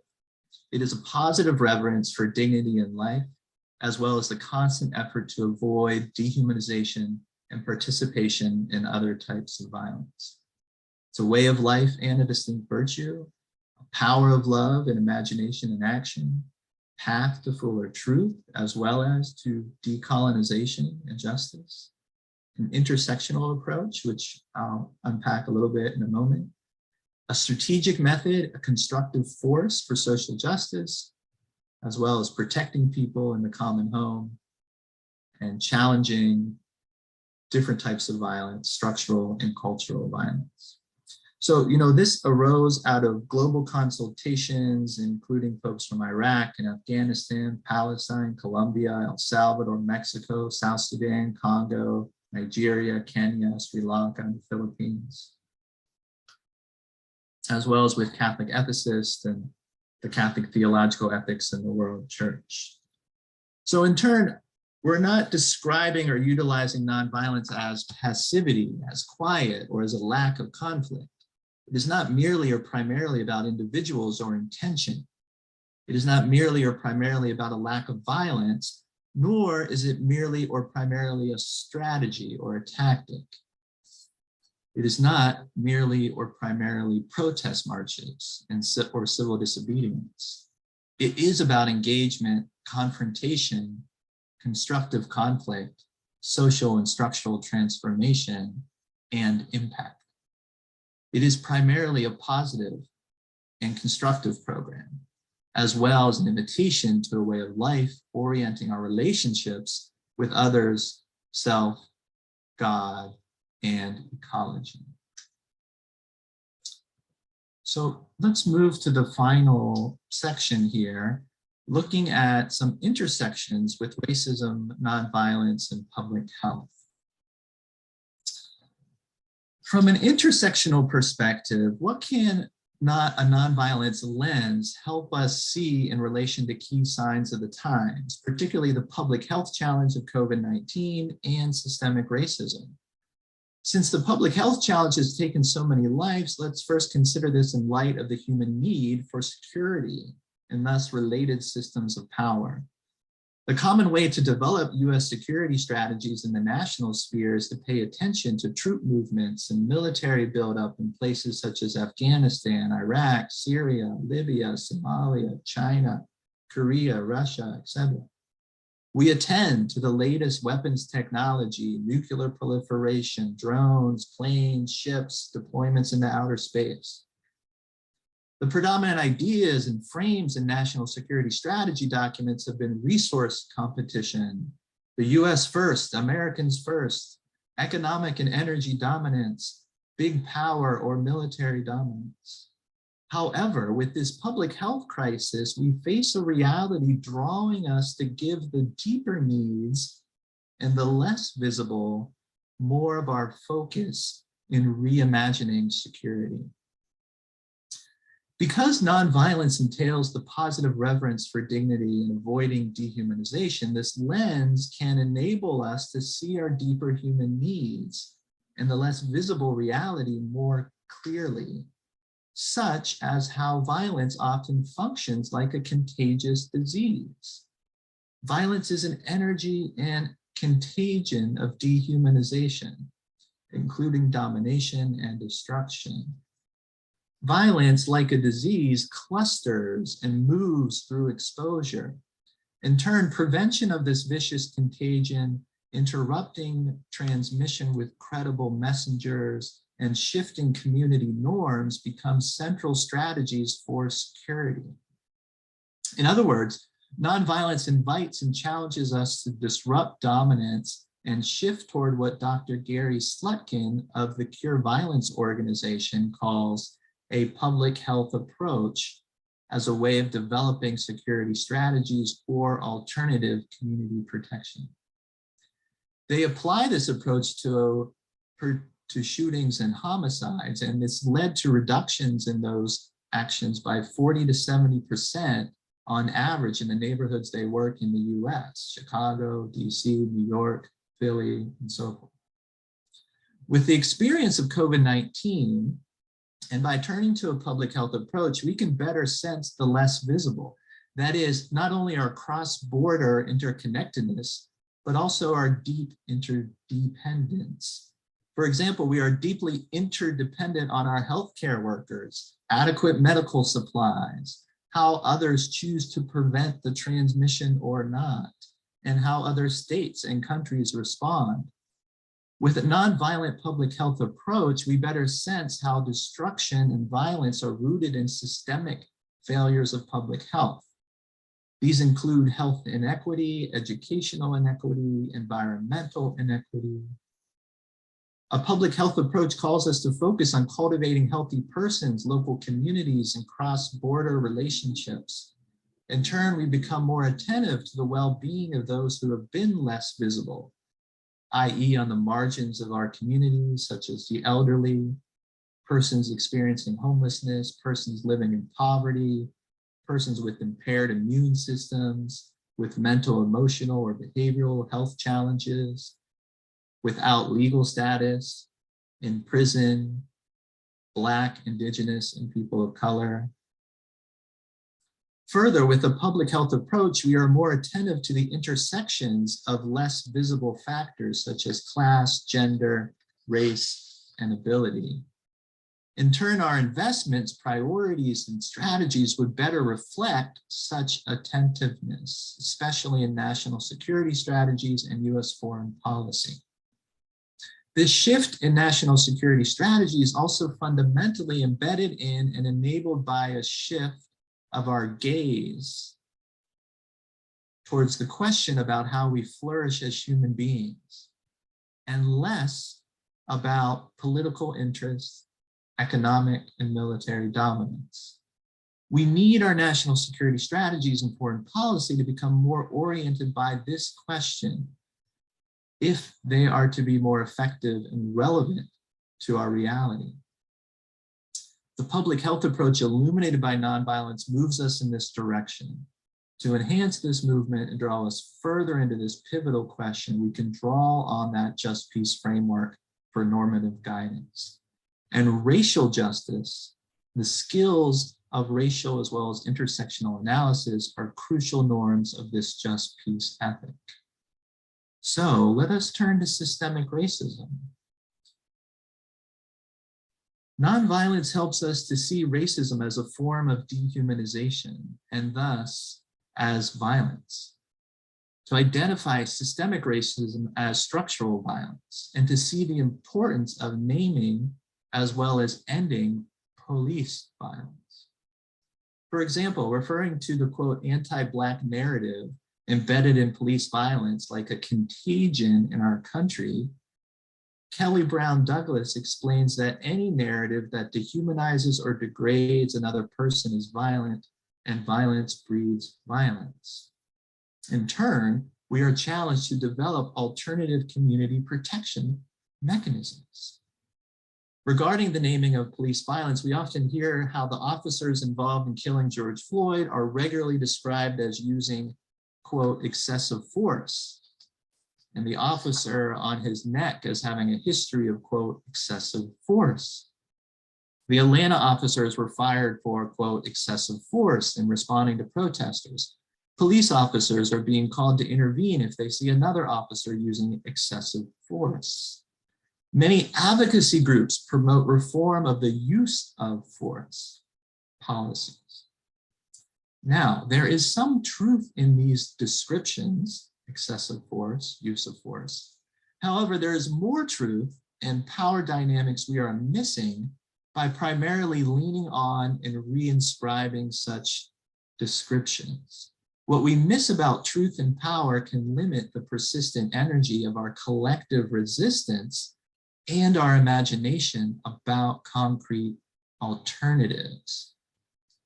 One truth we may miss by descriptors such as excessive force is that killing people is a form of direct violence. It is destructive and dehumanizing, both to the one killed and the one doing the killing. For example, the advancing scientific acknowledgement of trauma, perpetrator-induced syndrome, moral injury, brain damage from killing illustrate this reality of dehumanization. It's also dehumanizing by obstructing empathy, failing to be gift to others, devaluing the sacred gift of others, and creating ongoing trauma in the parties directly involved, as well as other community members. Even if killing is considered legal, it is still violence. This is crucial because if we refuse to name killing as violence, then we may become collectively less resistant to it and may obstruct our imagination about alternatives in such situations. A deeper truth we may miss is that killing itself seems inconsistent with human dignity. This is part due to how it's dehumanizing, but also Lisa Cahill from Boston College argues that killing, quote, involves an offense against the dignity of life, even in difficult situations. She points out that killing is patently incompatible with love of neighbor in the example of Jesus, even if Jesus' example and teaching also urge us to take risk to help those in moral danger. Pope John Paul argued that violence destroys our dignity. Francis calls us to respect our deepest dignity and make active nonviolence our way of life. Another significant truth we may miss with excessive force or use of force descriptors is about the notion of force itself. When we regularly hear these in the context of armed police or military actions, then we may tend to devalue or miss the powerful force of nonviolent de-escalation tactics, nonviolent conflict and social movements, as well as restorative justice. Nonviolent conflict includes not only discomfort, but also confrontation, as well as non-cooperation, such as boycotts, strikes, tax resistance, civil disobedience. Research has shown that nonviolence resistance is 2 times more effective than violent resistance, and at least 10 times more likely to lead to durable democracy. Restorative justice approaches and programs in the US have significantly reduced recidivism compared to retributive justice models. We have numerous stories of the power and force of nonviolent de-escalation, such as Antoinette Tufts. We must recover more clarity with our language to explicitly identify violent force and nonviolent force. Some physical force could be adequately described as nonviolent force, such as that is constructive and humanizing. For example, if I push someone out of the street before they get hit by a car, or I hold someone back from beating up another person, or I physically block someone from harming another, or pull someone off another person, these could be examples of nonviolent physical force. However, if I use or I threaten to use a chokehold, a knee to the neck, tear gas, rubber bullet, regular bullet, then I'm exercising violent force. However, there is a deeper, even more insidious intersectional truth behind the use of force curtain regarding policing. It is this: when we describe police killing in terms of use of force or excessive force, we too often reinscribe and help maintain established wealth and power in our society. Let us think about why those who engage in burning property, breaking windows, even pushing down police fences, get described as doing violence. And thus the claim arises that we need more law and order. Yet when police kill others, even unarmed others, the description is often an issue of use of force or excessive force. This truth may be less surprising when we consider how US policing, especially in the South, has significant roots in the system of slavery, i.e. systemic violence. Victor Kapeler explains the institution of slavery and the control of minorities, however, were 2 of the more formidable historic features of American society shaping early policing: slave patrols and night watches, which later became modern police departments, were both designed to control the behavior of minorities. Meanwhile, a prominent, if not the primary characteristic of the origins of organized policing in the North entailed controlling labor, particularly using violence against strikers and union busting. Angela Davis says, a prominent institutional pattern of US policing functioning to maintain established wealth and power, even if not always intended, goes way back to the origins. This is how systemic racism continues to infect us and how destructive power operates. A nonviolence lens can contribute to us naming and more urgently addressing this systemic, institutional, and structural violence. Eli, I'm sorry to interrupt. I just wanted to mention that we have a 5-minute warning at this point, okay? Okay. I believe we are challenged to name and end both systemic racism and police violence, but also in doing this to recognize that racism is rooted in dehumanization and thus is not merely a sin, but a form of violence, whether that's systemic, cultural, or spiritual violence. Pope Francis says, "My friends, we cannot tolerate or turn a blind eye to racism and exclusion in any form, and yet claim to defend the sacredness of every human life." He notes, "Nothing is gained by the violence and so much is lost." So when we regularly name police violence and sense racism as a form of violence, as well as identify systemic racism as structural violence, I trust our collective resistance will strengthen and our creative imagination about alternative structures of protection will grow. So let me wrap up with just a couple comments about action steps, alternative community protection. We mentioned the DC Peace Team is one version here in DC that's been doing this kind of work. This is some of the work we do is the training modules that were mentioned earlier, but also deploying unarmed civilian protection units to neighborhood situations, to political demonstrations, to even accompany people who have been getting death threats, like Cori Bush. We had a team in St. Louis providing unarmed protection for 6 months in 2020 to help her get through. She's now in DC.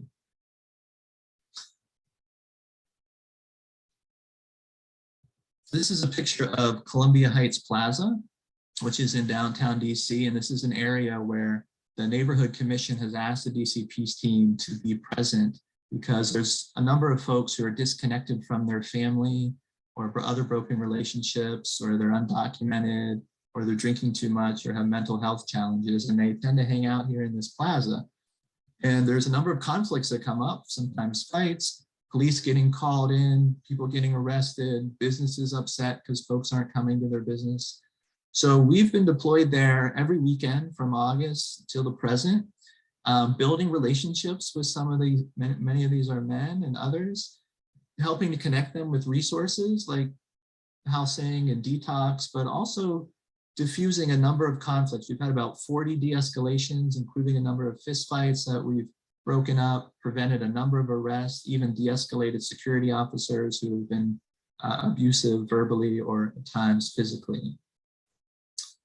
So this is one model of kind of creating those alternative community protection approaches. And as you might know, there's a Shanti Sena network, which is a network of organizations in the US and Canada that provide unarmed protection.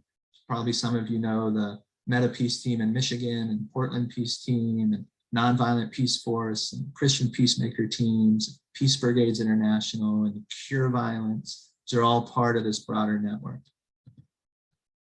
So, for Pax Christi, just wanted to invite you to think about ways that you can invite people to participate in the Catholic Nonviolence Initiative. We have a monthly meeting, usually I think every fourth Friday or the end of the month. That folks would be welcome to jump in. We plan different campaigns and strategies for scaling this up in the United States.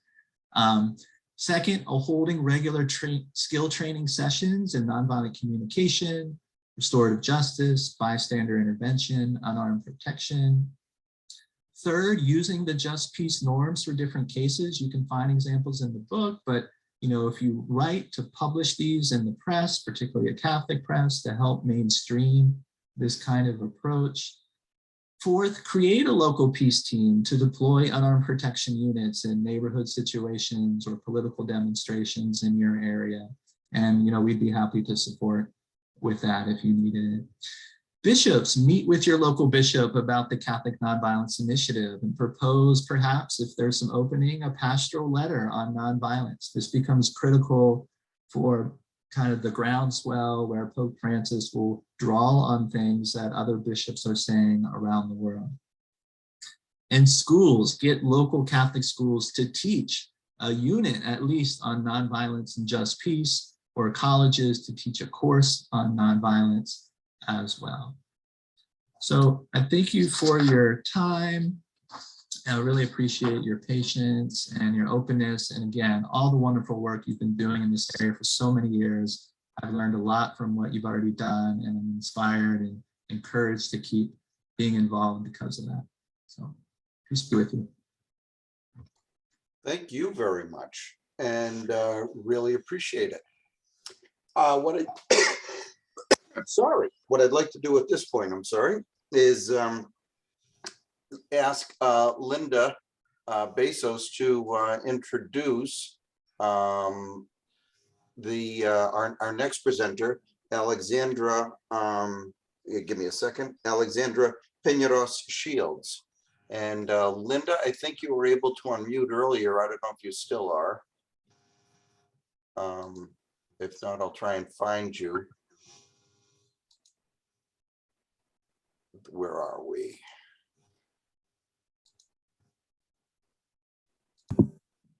Where? Linda? Oh, there you are. Okay, that's what you. There you go. Go ahead, Okay. please. All right. Thank you very much, Phil. Well, at this point in our presentation, I have the honor of presenting Dr. Alexandra Piñeros Shields. And she is currently a professor at Brandeis University. She has also been a passionate advocate for immigration justice, racial justice on the North Shore through Essex County Community Organization for the past 8 years. So without further ado, Dr. Alexandra, we welcome you, and we're just so glad that you're here to be with us at this Pax Christi, Massachusetts Assembly. Thank you. Thank you so much, Sister Linda. It's good to see you. Good morning, everyone. Good Happy morning. to be with all of you this morning. I am going to share my screen.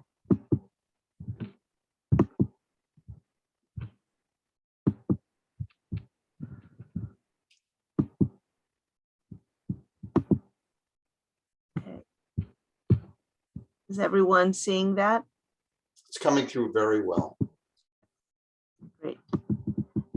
So I wanted to talk today about the work of ECHO, the Essex County Community Organization, which is a grassroots community organizing organization that is interfaith and interracial and also interclass. And would like to share some of the examples of the work that we've done and also the operating principles that guide our work towards creating the beloved community. So to start us off, I wanted to share a metaphor that we use to help us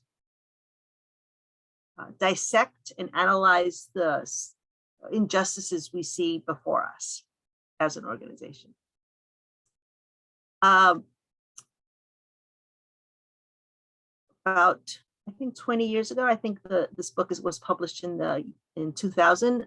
Two law professors, Lonnie Guinier at Harvard Law School and Gerald Torres at the University of Texas Law School, published this book entitled The Miner's Canary: Enlisting Race, Resisting Power, and Transforming Democracy. And in that book, they argue that race is like the canary in the mine.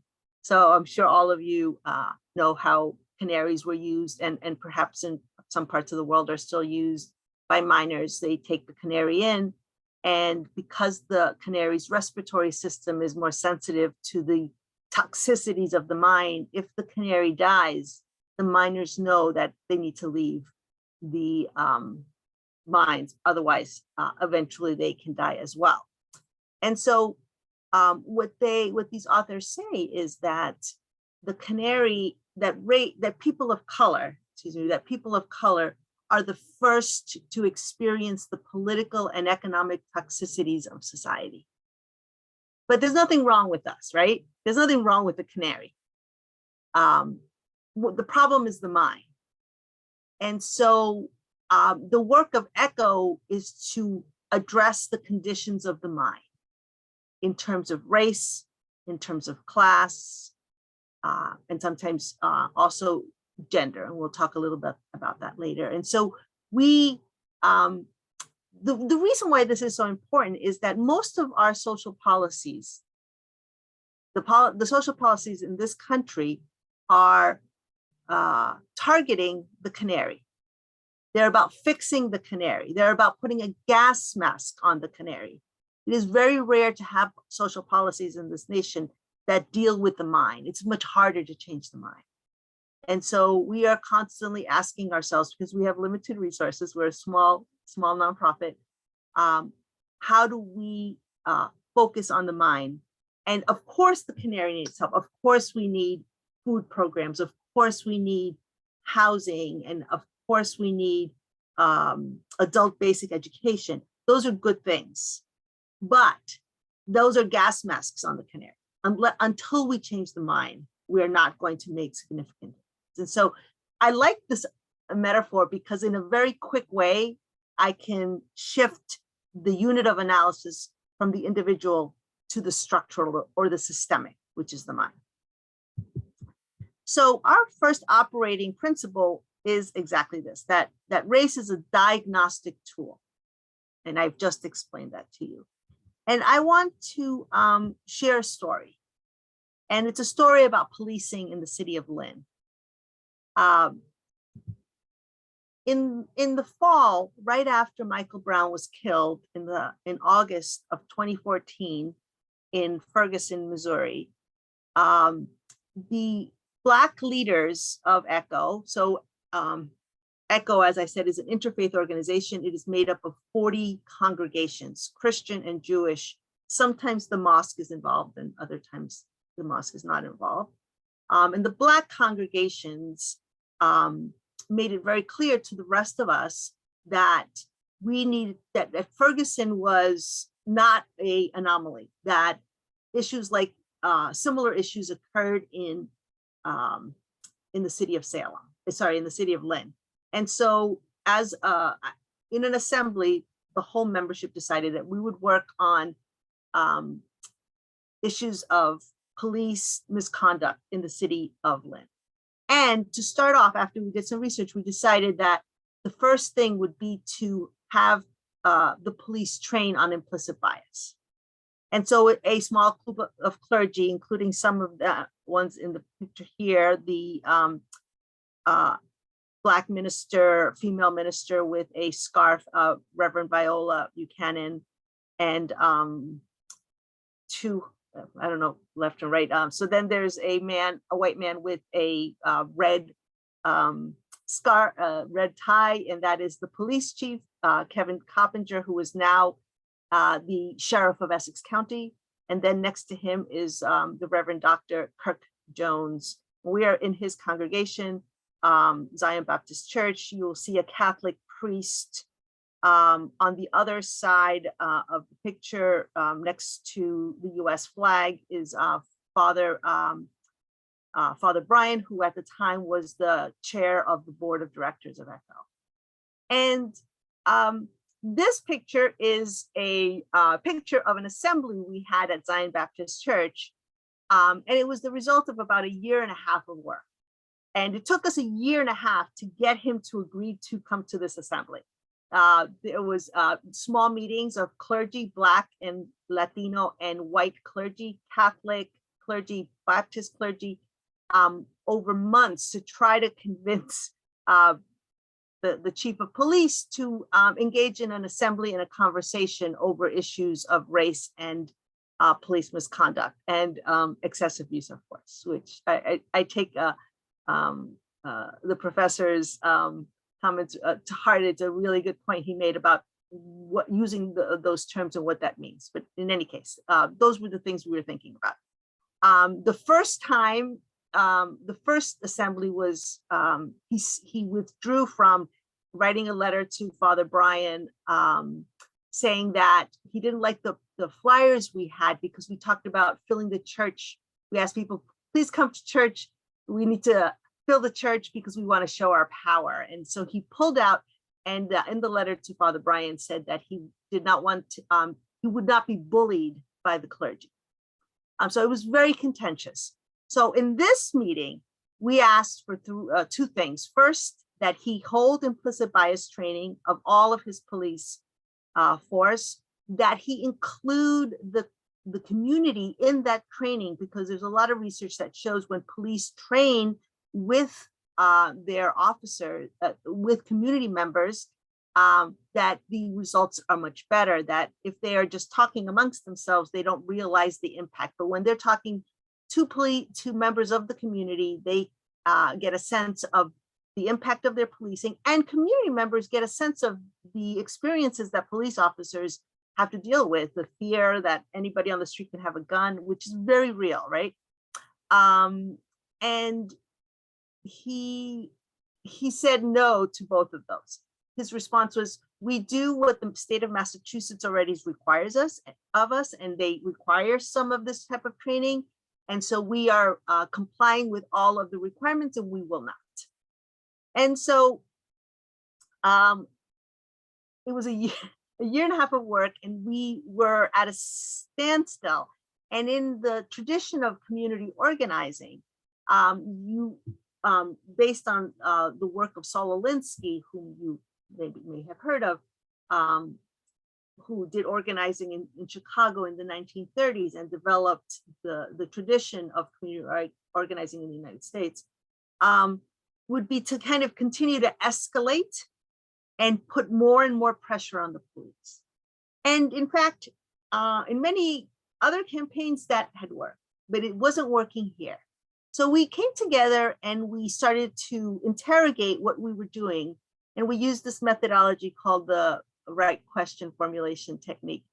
And in that, we were able to shift our understanding and our strategy 180 degrees. And the Quakers in the room said it was a very Quaker technique that we used to kind of interrogate what we were doing. And what we decided was that instead of asking them to run an implicit bias training, that we would run one ourselves and invite them to ours. Because it's much easier to hold something yourself and invite them instead of having somebody else, asking somebody else to run something. So as people started to imagine what that would look like, they fell into their routines and the repertoires of and the rituals that they usually use. And so they said, well, we'll start off the meeting with having testimonies, because that's what we always do. We always have testimonies and personal stories. And then said, yeah, but what will they be about? And somebody said, well, if we're saying that we're going to hold an implicit bias training for ECHO, then the stories have to be about the ways that we have internalized racism. And everybody's like, okay, yep, that's true. And so on the 14th of July, 2015, we had, in April, this was April. And we decided not to have it in a Black Baptist church, but we had it in a white Catholic church because Coppinger is Catholic. And so it was hosted at Sacred Heart Church in Lynn. And we had a Black minister, a Latino man, and a Catholic woman from that congregation, each tell stories of ways in which they had acted with racism and how they were not proud of that. And the stories were really powerful.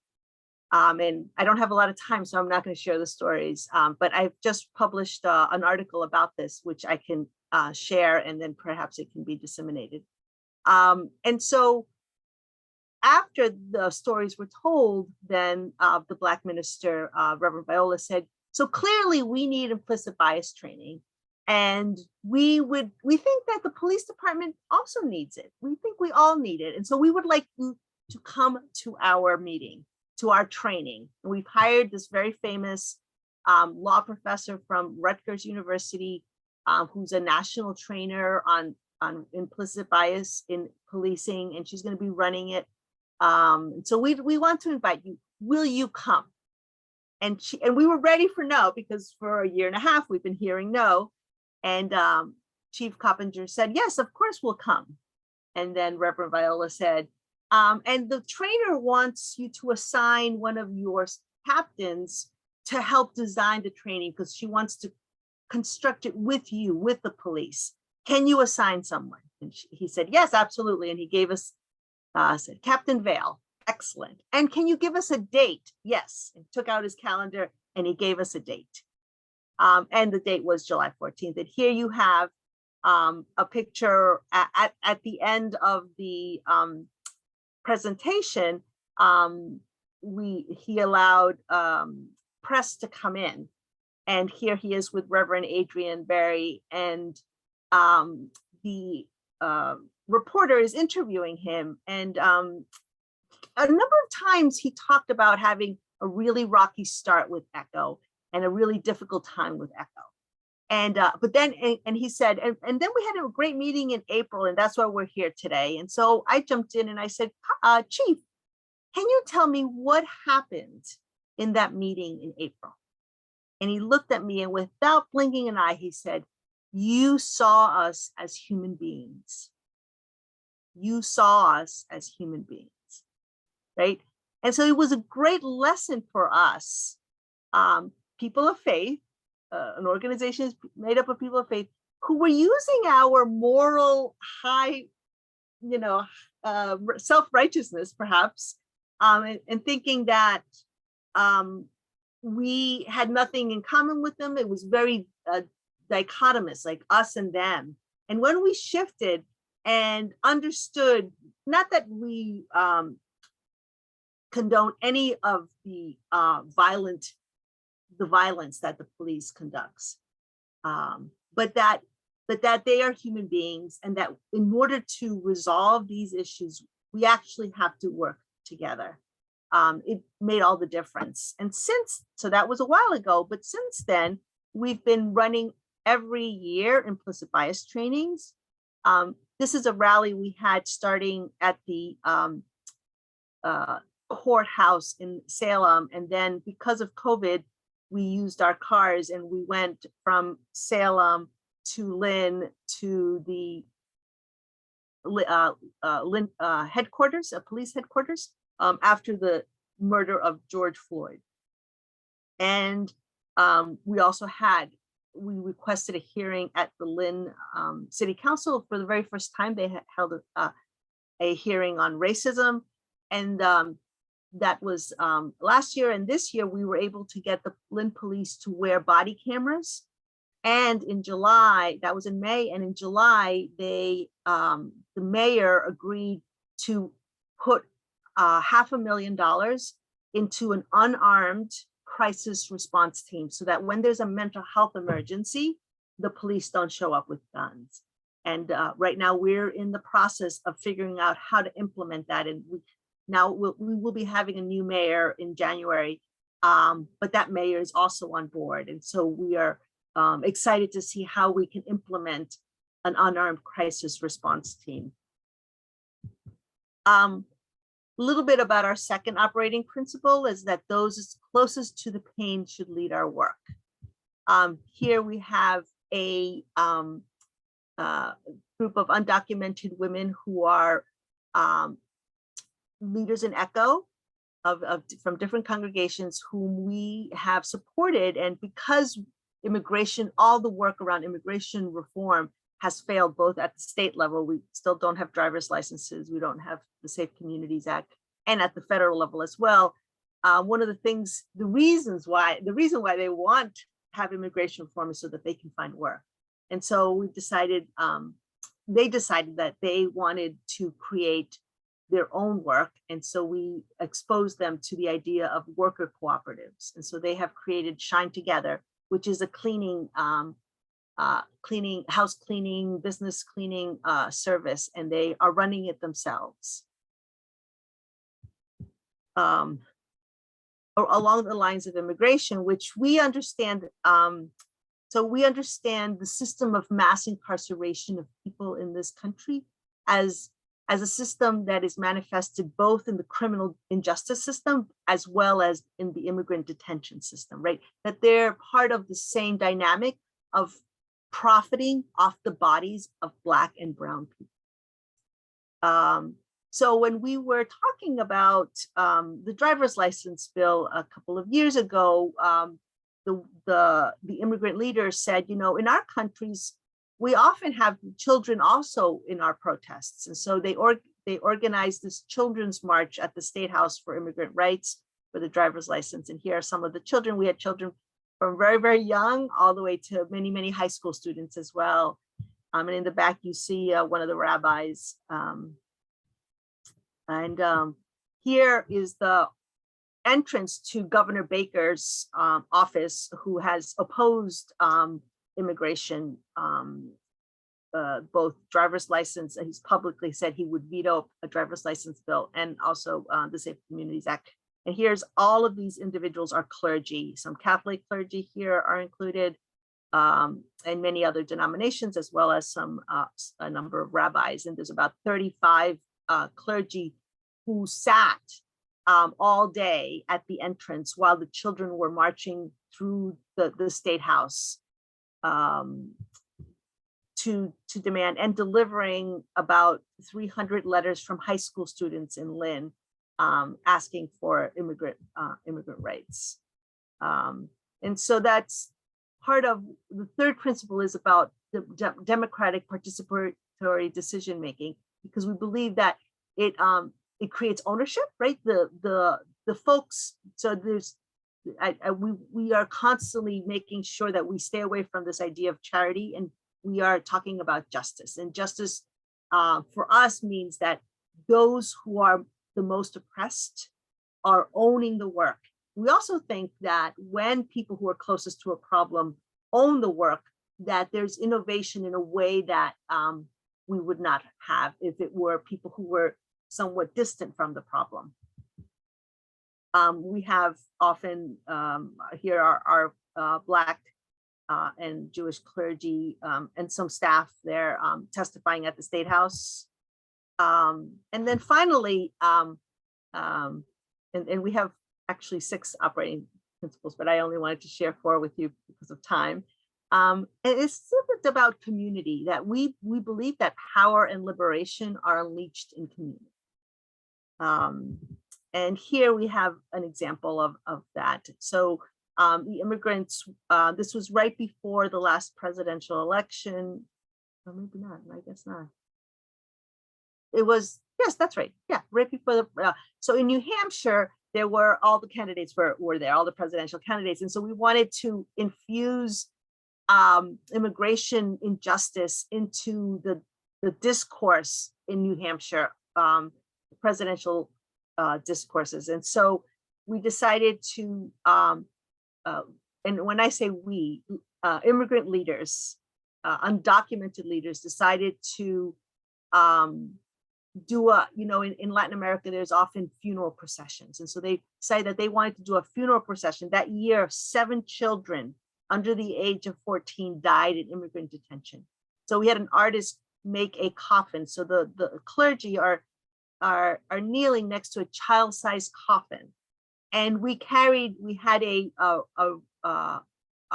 Jewish ritual of mourning at the JFK building. So this is in Boston at the right in front of the JFK building.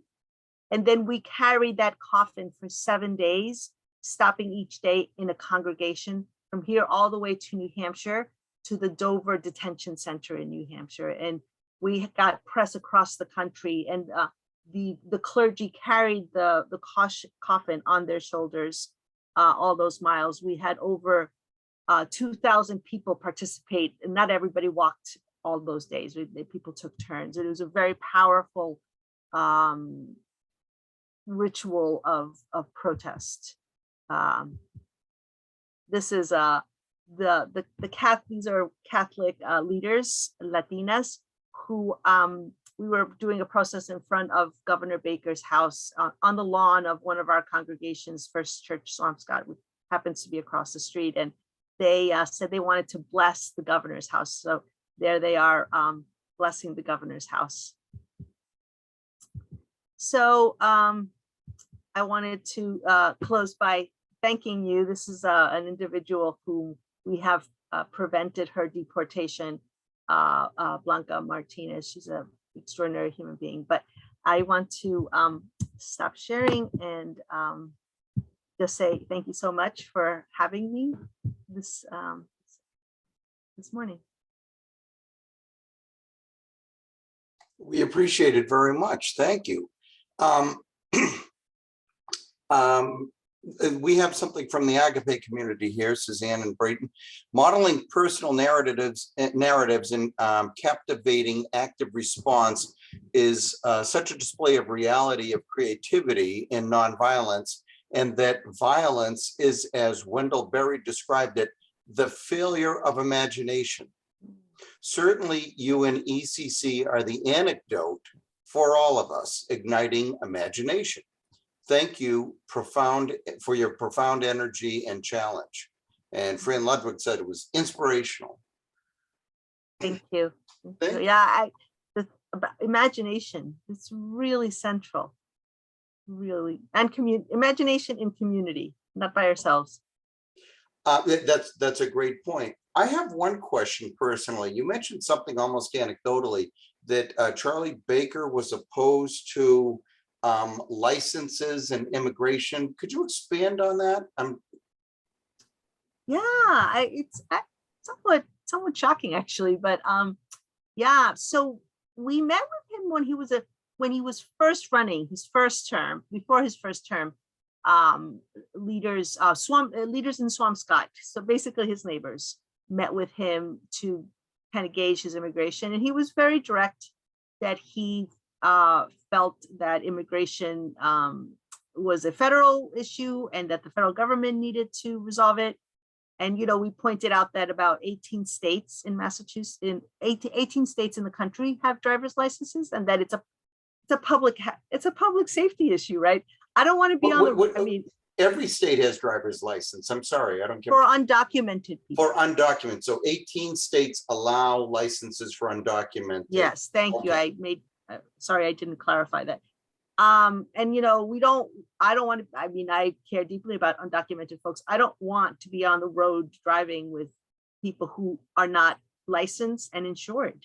Right? It's a public safety issue. And most states see it that way. Connecticut has driver's licenses for undocumented people. Vermont does. So ostensibly there are people driving from those states across Massachusetts without driver's license. So, but he's opposed to it, and it's really central. The reason why it's so important is from the position of an undocumented person is that it's really hard to live in the United States. You know, unlike in other countries where there's a lot of public transportation, the United States is not that way. And so, in order to get to work, to get children to the hospital, you know, I just was thinking of a hospital story. There's a number of hospital stories that we have heard of. But, you know, doctor's appointments, school, it's really important. And it is when you get pulled over and you don't show a driver's license, then that's how it's the link, it's the entry point into the detention system, because then the police notify ICE. Right. And so one of the things ECHO has done has worked with well, a number of cities, but we succeeded in 4 cities in Essex County to get sanctuary city ordinances where the police can, you know, set your driving without a license, you go to the judge, but that they don't call ICE. So because that's discretionary, that's not the law. They don't have to call ICE, but they often do. But not having a driver's license is the cause of families being separated through detention and deportation. Sadly, one way or another, we've sort of, as a backdoor approach, instituted a national ID. And I did a little consulting for the registry. I couldn't stay that long. I lasted a few weeks and I had to leave. But it effectively what happens is if you're applying for a license, they go in and they query the national database, and they go to the Department of State. And if you don't have a valid passport and a valid visa, then you're denied a license. And in many cases, in some states, they actually notify ICE at that point, even though you're applying and are refused. And it's the closest thing we have to a national ID at this point. Effectively, it is. But I would be interested in looking at those 18 states, because this was a federal mandate. I bet you a lot of those 18 have abandoned that, sadly. of allowing undocumented workers to obtain driver's license, because the federal mandate with that real ID thing now, that all means that every time you issue someone a license, they either have to emphatically prove that they're a US citizen or show that they have a documented right to be here. And Has the real ID been, I know they're working towards it, but has it been implemented already? 2 years ago in Massachusetts, yeah. Sadly, that was, and remember that whole thing when it went live, there were all these delays at the registry and so on and so forth. But whether it's an actual license or you're trying to get an ID through the registry of motor vehicles, it's the same rule that applies. And they try to go out to, they go to the Department of State database and they just say, hey, is this guy from Guatemala, is this person really allowed to be here? But I'm also noticing we're getting over time. And there are a couple other questions in here. So let's, but we really don't have the time right now. Could I ask you this? Could you respond to these questions in the chat individually, just so that we keep on time? Would it be possible for you to do that? Sure. I thank you. You've been very cooperative today. I mean, because we had to move you around and delay you. So thank you so very, very much for adjusting and being accommodating. We really, really appreciate it. You're welcome. Thank you so much, everyone, for having me. And thank you. And it's almost still a little after 11:45. So Pat, I think you were going to introduce Fran Letwig. Yes, yes. To add to the conversation, I'm really struck by the overlapping of ideas and approaches, and it's very exciting. I love those closest to the pain should lead on the work, and I think that's what has happened with the TPNW. The voices that you usually don't hear about are rising up to protest what will affect them most seriously. So we now have Fran Ludwig and Ryan Hagen who will lead the next portion. And Fran is a member of the Lexington Catholic community, the Faith and Environment Group. She heads the Boston Catholic Climate Movement, which is part of the global Catholic climate movement, but that's now called the Laudato Si movement. And their effort is to bring Pope Francis's encyclical Laudato Si to the Catholic community in Boston. She's indefatigable in her work. I think of her as a teacher, an organizer whose faith and science background help her respond to the severity of the crisis, the climate crisis. And she also serves on the executive board of Massachusetts Interfaith Power and Light, and is on the committee to plan the justice convocations for the archdiocese. So she's everywhere. She writes a newsletter, and we count on her to lead us in Boston in many ways. The second person is Ryan Hagen. He's a graduate of Villanova University. His impetus for his commitment to creative climate activism began there as an economics major and a sustainability minor.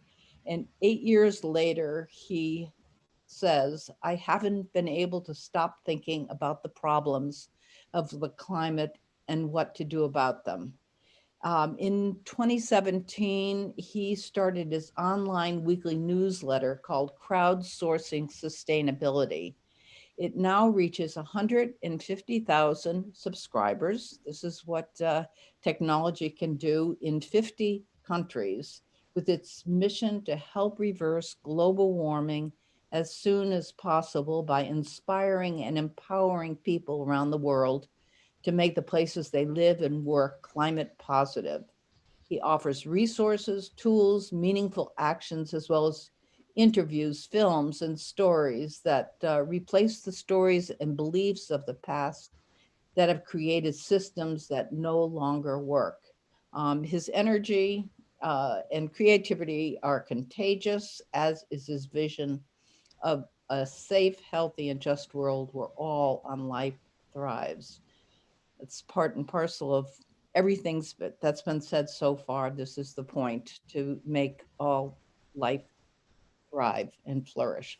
So they can take it away, Ryan and Brandon. I think you've arranged your time, so we'll see who goes first. Awesome. Well, thank you, Pat. Really appreciate those lovely intros, and thank you all for having me. I'm excited to be here. I'm going to share my screen. Can y'all see this? Yeah.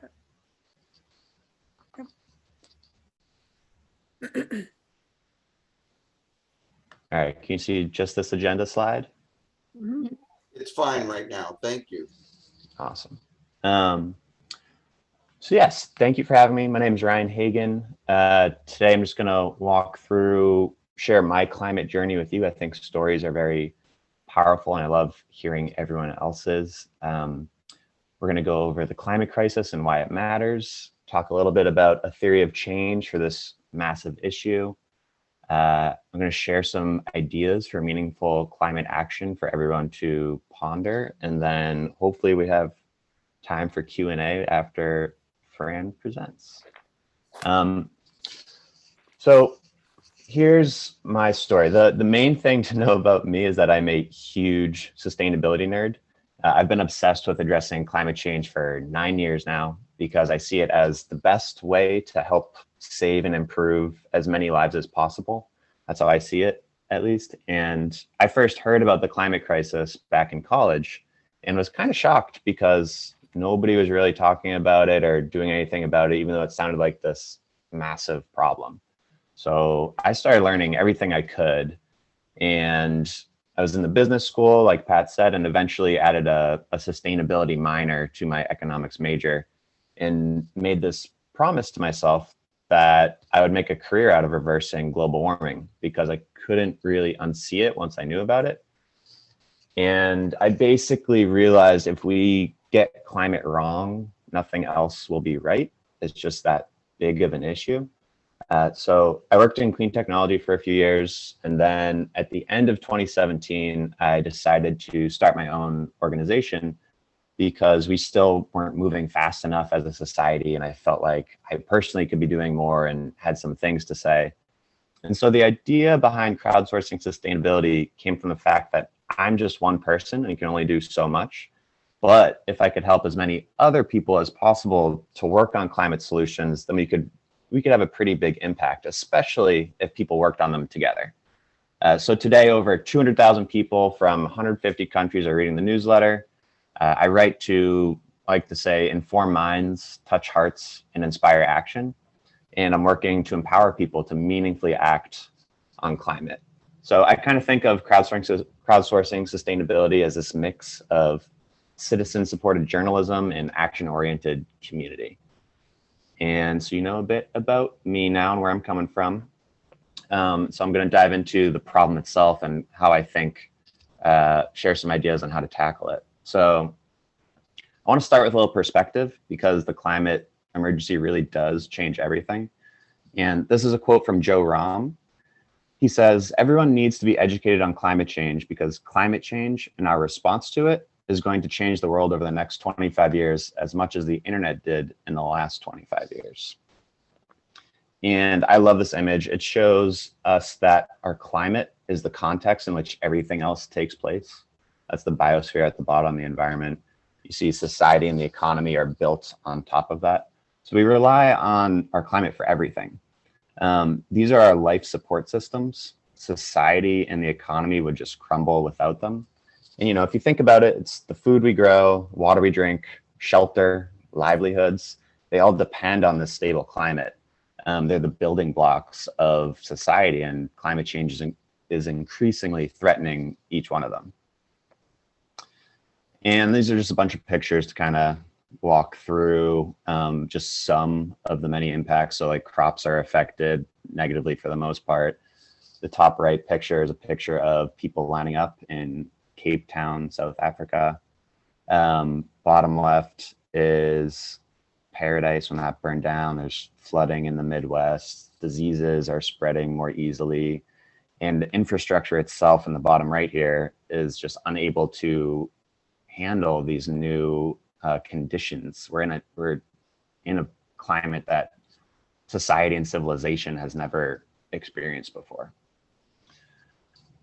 And I like to think that climate really touches on so many different issues, and addressing climate will simultaneously help all of them. A huge one is environmental justice. So burning fossil fuels doesn't just wreak havoc by heating up the planet, it also poisons all of us with air pollution. There's an estimated 8.7 million people, this is from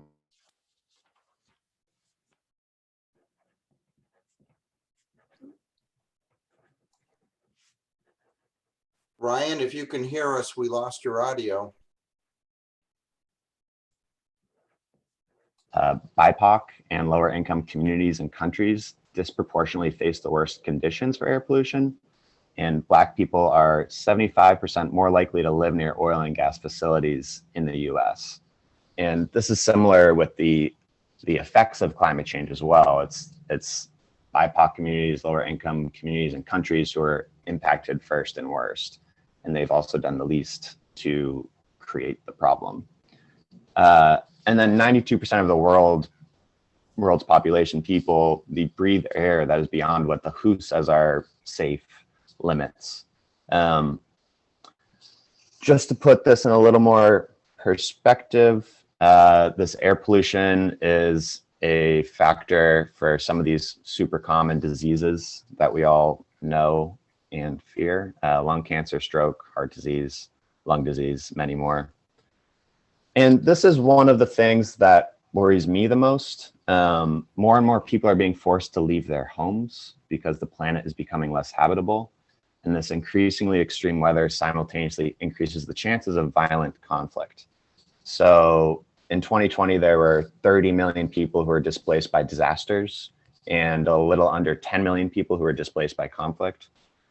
The UN has estimated that up to 1 billion people could be displaced by 2050. That's like North America and South America's populations combined. And the most cited number is 200 million. So like I said at the beginning, in my mind, reversing global warming is all about saving and improving as many lives as possible. This is obviously very connected with peace and justice. It's kind of the bottom line in some ways. So the UN rights chief has said the world has never seen a threat to human rights of this scope. She also cited an estimate that 40% of civil wars over the past 60 years have been linked to environmental degradation. So what do we need to do? The IPCC says we need a rapid and far-reaching transition in all aspects of society that are unprecedented in terms of scale in order to limit warming to 1.5 degrees. And for some more perspective, Saul Griffith, he says at this point to hit any reasonable climate target, you need 100% adoption of emission-free cars, power plants, heating systems at everyone's next purchase. And this is because the committed emissions of our existing infrastructure alone will take us over 1.5 and close to 3, or close to 2. So we're on track for about 3 degrees. We need to minimize this and keep it to 1.5 if we can, or as close as possible. And this is to minimize suffering, maximize well-being. And a big part of this requires eliminating greenhouse gas emissions as soon as possible in every sector. Luckily, we already have the solutions to do this, and they're economical. Project Drawdown is the world's leading resource for climate solutions. Their research shows the top 80 solutions would save us $73 trillion over the next 30 years. So we already have the solution to do this. They're economical. What we're missing is the power to implement them. As Bill McKibben says, this isn't a debate. It's a war against powerful vested interests. It's not like a scientific or technological problem anymore. So what we're missing is the power to implement these solutions. So how do we build that power to influence policy and investment decisions? It's really all about getting more people working together on this and moving forward one step at a time. Margaret Mead said it really well. She said, never doubt that a small group of thoughtful, committed citizens can change the world. Indeed, it's the only thing that ever has. And just know that this idea is backed up by Harvard research, saying that it only takes 3.5% of a population to force massive change. So whether it's at the national, city, community, institutional, or corporate level, we aren't implementing climate solutions fast enough. The policy and investment decisions being made today are incompatible with what is scientifically necessary to protect life on Earth. And we don't have enough power yet to influence these decisions and change direction at the speed that science demands. But it's just a small number of people stepping up that can really start to get us there. This is a quote from Paul Hawken. He said, the single most important thing to do about reversing global warming is to recognize that there is no one single thing, that addressing global warming is a way of seeing the world, a way of being in the world, a pathway to understanding that human systems created the problem, and thus the cure is within the whole of the system. The most impactful act an individual can do will depend on that person's life, knowledge, community, influence, relationships, courage. It will be different for everyone. Together, we act and make a difference. It's not about what I can do, it is about what we can do. And he goes on to say, carbon is an atom and molecule that holds hands and collaborates. That is what global warming is telling us to do. All right, I'm just gonna fly through these last few slides because I think I'm over, but I think it's helpful to think of climate action on these different levels: individual level, spreading it among family and friends, action at the community and institutional level, and then the fourth one is systemic change in the economy and policy. That's more national stuff. And this is from Will Grant. I think it'd be amazing if all of us focus more on that third level, action in the places where you live and where you work or the church you belong to. And I'd encourage everyone to focus on this, probably because it's the most powerful one. And, you know, if everyone lives in the same area, maybe link up with local green groups, get your local government to start making policy and investment decisions that are aligned with the 1.5 degree world and rooted in justice. I'm just going to skip over this, but if anyone wants it, I'm sure we can send this around. It's a list of top 12 climate actions that I think are effective and good food for thought. And then I'll just end with Varshini Prakash here, who is the co-founder of the Sunrise Movement, which I love. She says, everyone doing their part is the only way we're going to get out of this mess. And so, you know, we all have unique skills, ideas, networks, experiences, resources, and places where we live and have influence. And we all need to plug into this in different ways, in whatever ways make the most sense for each of us. So find that combination of what you care about, what you're good at, what is needed, and where you have leverage. And just, you know, this is scary stuff. So start taking or keep taking steps to make the places you live and work get to zero emissions as quickly and equitably as possible. Make sure you do it with other people and make sure to take care of yourself along the way.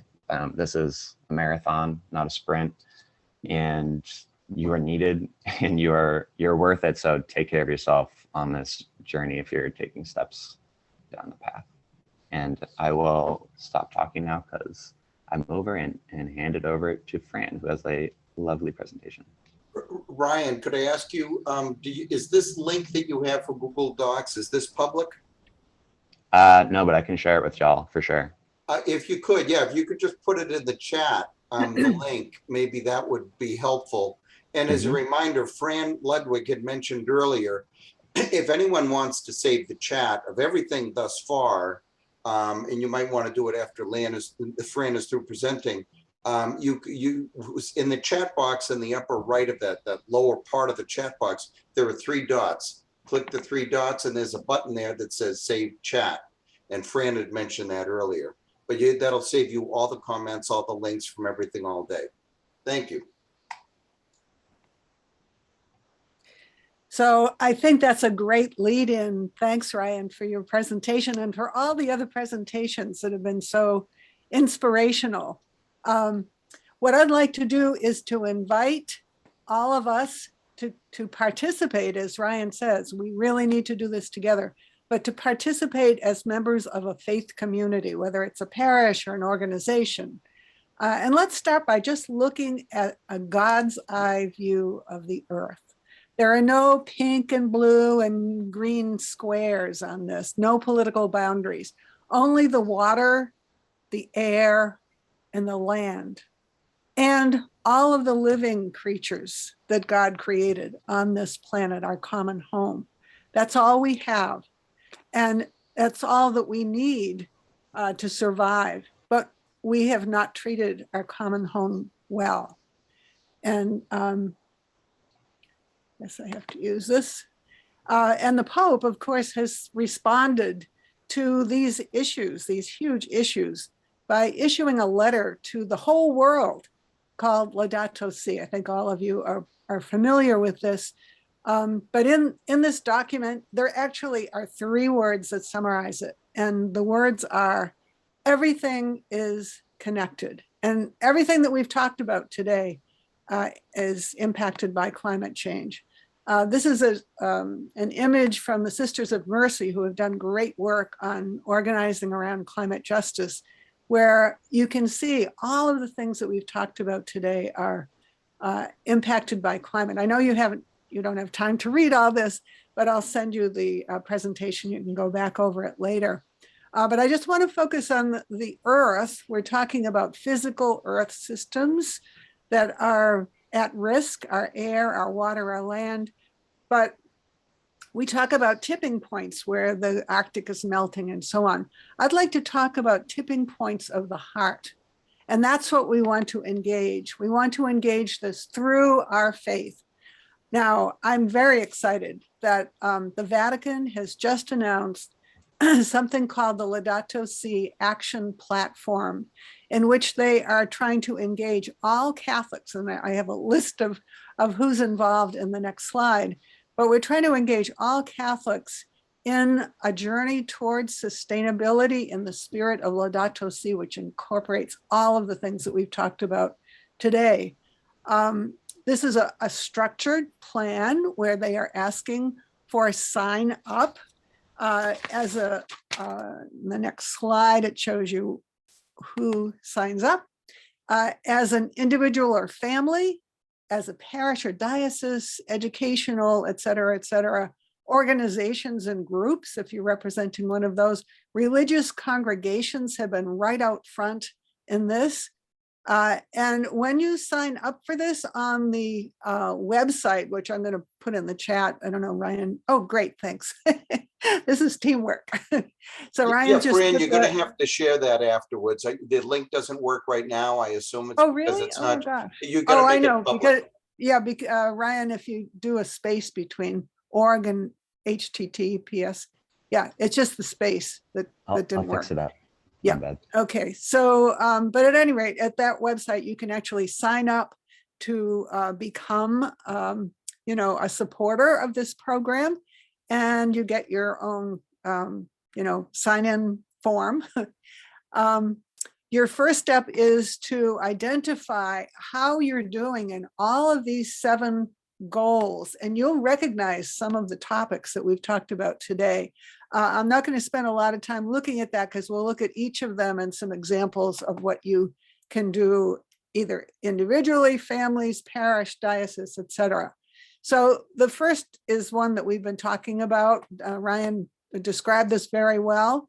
The Pope recognizes that the dependence on fossil fuel is a key problem in terms of climate change. And he says we need to replace fossil fuels without delay. We know that doing this is really a moral obligation on our part. And we're talking about looking historically at our contribution, ours being the United States, to the carbon emissions, the climate warming emissions in the atmosphere. Since the Industrial Revolution started, we have been the largest contributor. And so we have the greatest responsibility to respond. And we know that it has been a problem. Now, good news, things are starting to happen. Here's our own Archdiocesan headquarters in Braintree, which has installed solar panels in their parking lot. And that's really good. We're trying to get them to advocate for solar in parishes as well, and schools. And that's sort of an ongoing process. The Boston Catholic Climate Movement has been working with the Archdiocese on some of these issues. One thing that we can all do, and Ryan's pie chart about drawdown, surprisingly, agriculture is a huge contributor to climate changing emissions. And one of the problems is the intensity of land use and energy and cutting down forests to graze animals so that we can eat animals. And in particular, beef is a big problem. So moving your diet so that you're eating less meat, less beef especially, is a very important thing. And in the future, it may be a required thing, but we can start now, and that's something that you can do even tonight. Think about what you're eating. Also, think about what you're throwing away. Unbelievably, 40% of our food is wasted. And this includes how it, sort of damaged apples that are thrown away before they get to your food, your store, etc. But when you throw away food, you're not just throwing the food away, which is a sin, as my mother used to say, but you're also throwing away the energy that's required to grow the food, to transport it, to get it to your house. It's a huge problem. And there are some organizations that are addressing this. I recommend highly the Ignatian Solidarity Network. We know that it's not just air pollution and climate changing gases, but it's also our loss of biodiversity. And that is impacted by climate change, but also by our greed in terms of cutting down forests to, in Massachusetts, to make wood chips to burn, to make energy. That's kind of amazing that we are allowing this to happen on some of our public lands. Get to me later if you're interested in legislation related to this. Cry of the poor, we've been talking about this, that 90% of those suffering the most from climate change have contributed the least to the problem. Again, a real moral issue. And it doesn't have to be in some foreign country, but also Chelsea and East Boston are some of the hottest heat islands with temperatures 40 degrees hotter than other cities and towns. And we think that there was a perfect storm that happened, I think it was a few years ago, when we had a terrible heat wave in Boston. And at the same time, we had COVID taking place. So the people who were suffering in hot apartment buildings couldn't even go to a cooling center because they were all closed because of COVID. So, these are issues that are ongoing and are only going to get worse. Economics, we just finished the COP26 meeting of almost 200 nations in Glasgow to try to come up with a plan to actually reduce our emissions so that we can stay within 1.5 degrees Celsius. And we didn't quite get all the commitment that we wanted. One of the features was that we should be putting into a green climate fund, the developed nations, and US has been dragging its feet. We're hoping that we're going to improve that with our new president, but it's our moral obligation to do this. When one of the very inspirational speakers, a young woman from Kenya, said, please open your hearts, because this is not just a scientific problem. This is a problem of hearts. It's this problem of spirits, of souls. This is something that we Catholics should be paying attention to. Lifestyles. It would take 5 Earths for all of the people of the planet to live in the same way as we do. So this really requires a lot of thinking. And, it's not just changing your coffee cups during hospitality, so you're not throwing stuff away and having to buy more stuff that's being made, but it's also thinking about our upcoming celebration of Christmas, of buying stuff. And the motto is spend less and give more. So something to think about as we approach the holidays. Ecological education. Are we teaching our kids in religious ed about taking care of creation? Are we getting them outdoors? You can see some of our little friends with a big friend there. Are we offering presentations within our parish? And this is really easy via Zoom, by the way.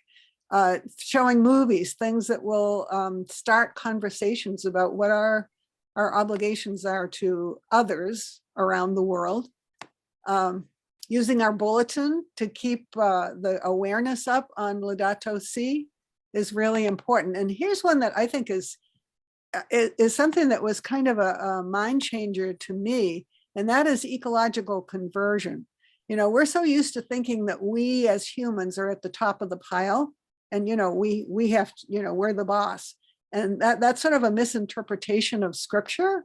We are billed as the caretakers of creation. And I would say it's even more than that.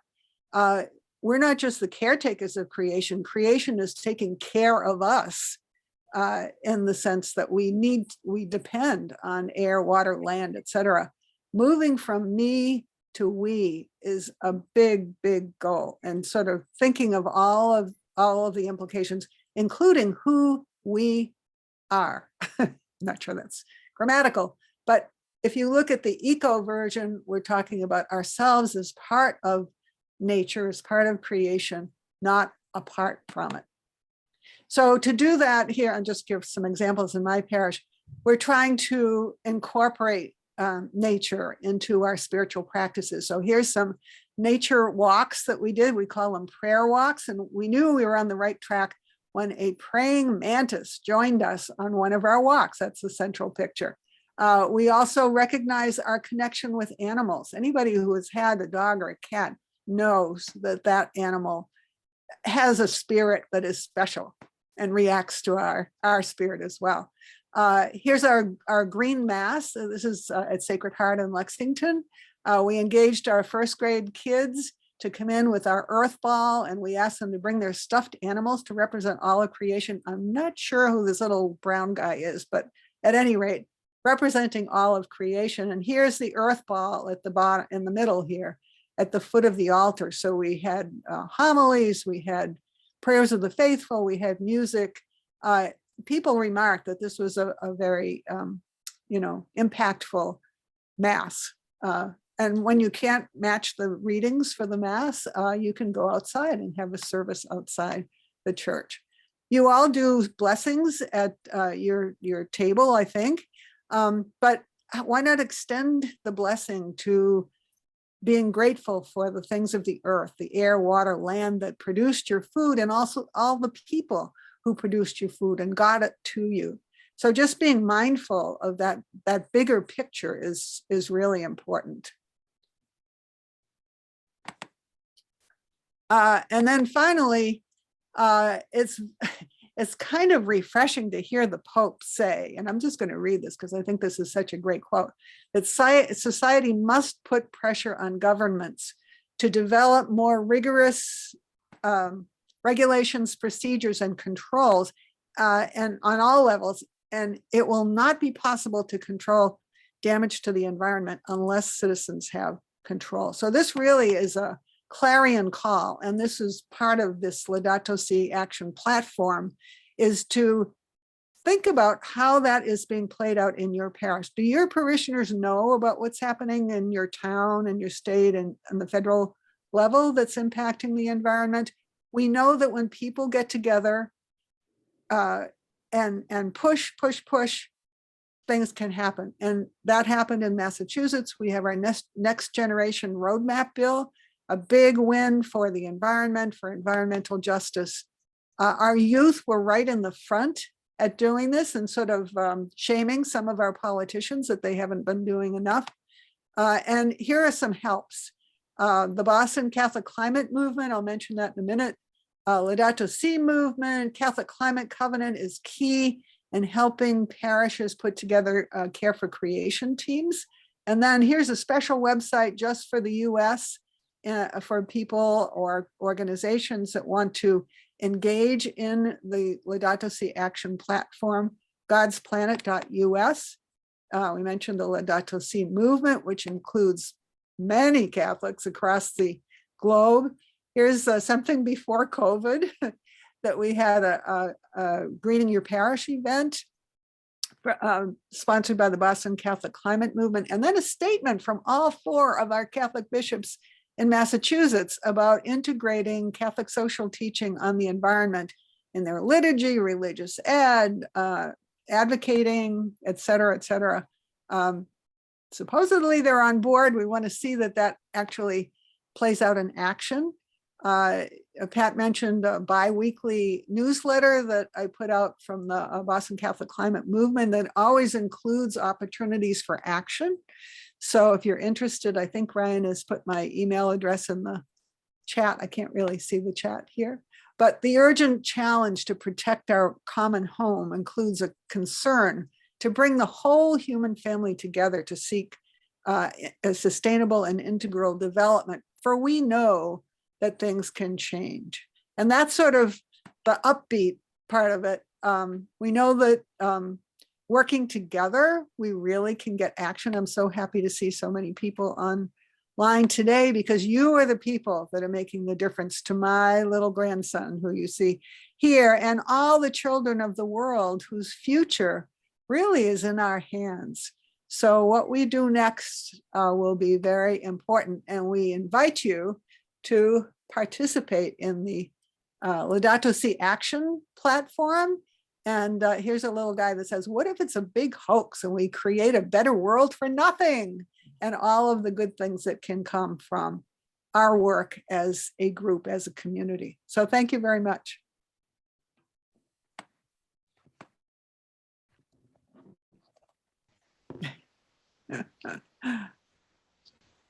Fran, that's my favorite climate cartoon. Mine too. I believe this is available to everyone, the ability to save the chat in the lower right. I don't think you have to be a host or a co-host, I think, but if you can't, we can I'll save it anyway, and we can get it out through the Pax Christi organization, but I'll save that. But at this point, to capture all of these emails and links and everything, please do that. Okay, Phil, I guess it's we're closing time for about a half hour. Can you hear me? Absolutely. Oh, you can. Okay, good. It's been a fabulous morning. I think we're going to I know we're going to take a break for a half an hour. So it's we're just about on time, just a few minutes off. So it's 12:22. Why don't we be back, rejoin about 12:50. Okay, and we'll finish the remaining portion of today's program. That sounds great. I'll pause the recording and we'll keep the link open. So we'll resume at 10 of. Okay, thank you. Thanks, everyone.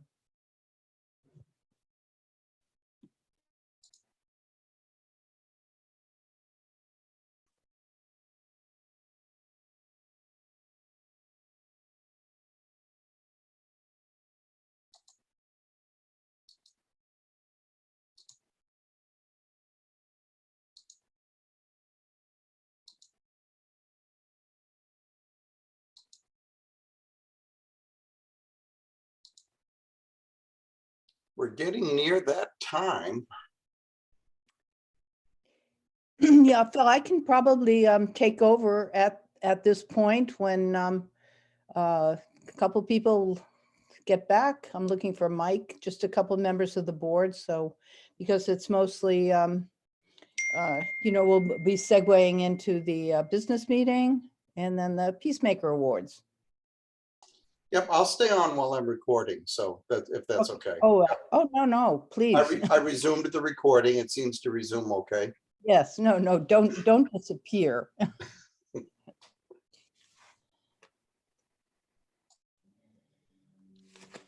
Pat, is the remainder of the meeting, is this a business meeting at this point that I should excuse You're myself from? welcome, Ira. It's a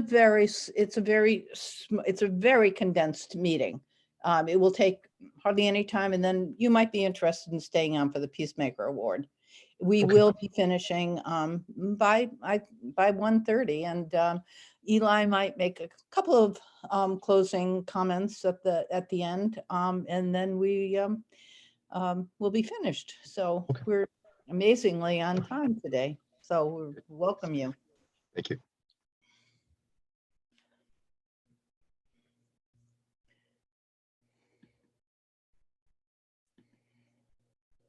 Mike, are you here?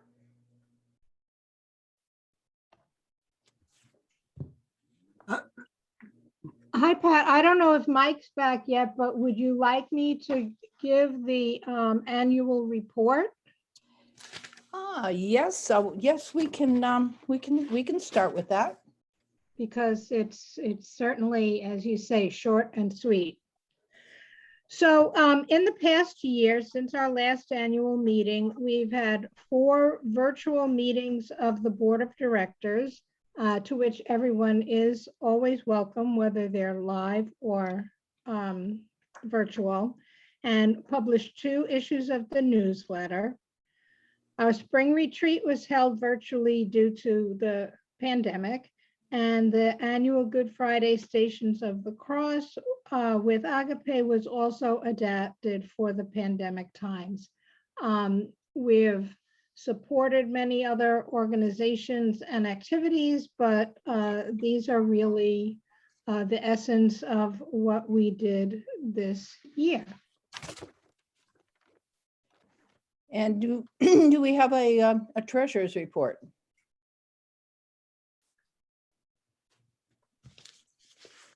Let's see. Charles had sent something. If you Yes. want, I can read that. Okay, why don't He's you? not do that? on. Why don't you do that, Rocco?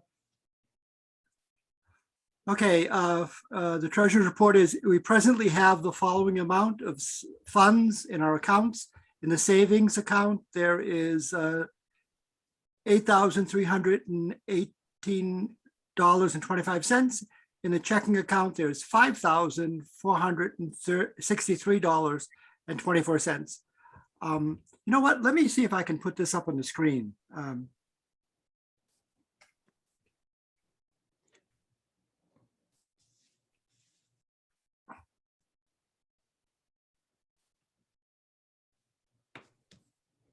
There it is. Can everyone see it? Yes. it's- Okay.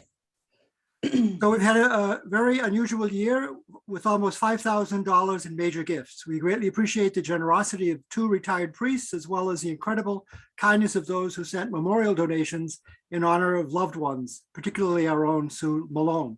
Of course, we would not exist without the support of so many people who made donations, not realizing how significant and meaningful each contribution is to us. Such kindness has meant the world to us. Thank you.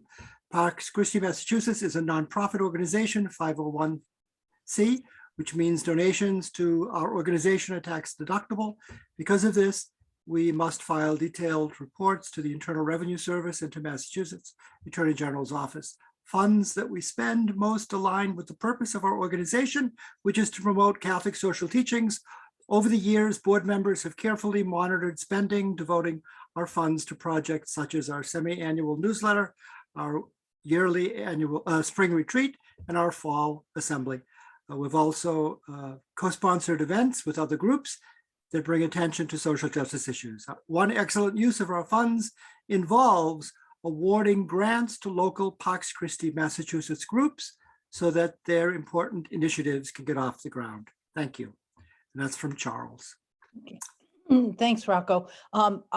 My name, by the way, is Pat Ferrone. Of course, it's on the screen there. And Rocco and I are co-coordinators of Pax Christi, Massachusetts. And I guess we're going to be staying on for another year in that position. But I would like to introduce, I'll name the current members of Pax Christi, Massachusetts. And also, well, before I do that, I would like to remember Sue Malone, who died last February, who was a key member of our board for many, many years. She is still missed. I come across her picture on one of our newsletters nearly every day. So I remember Sue.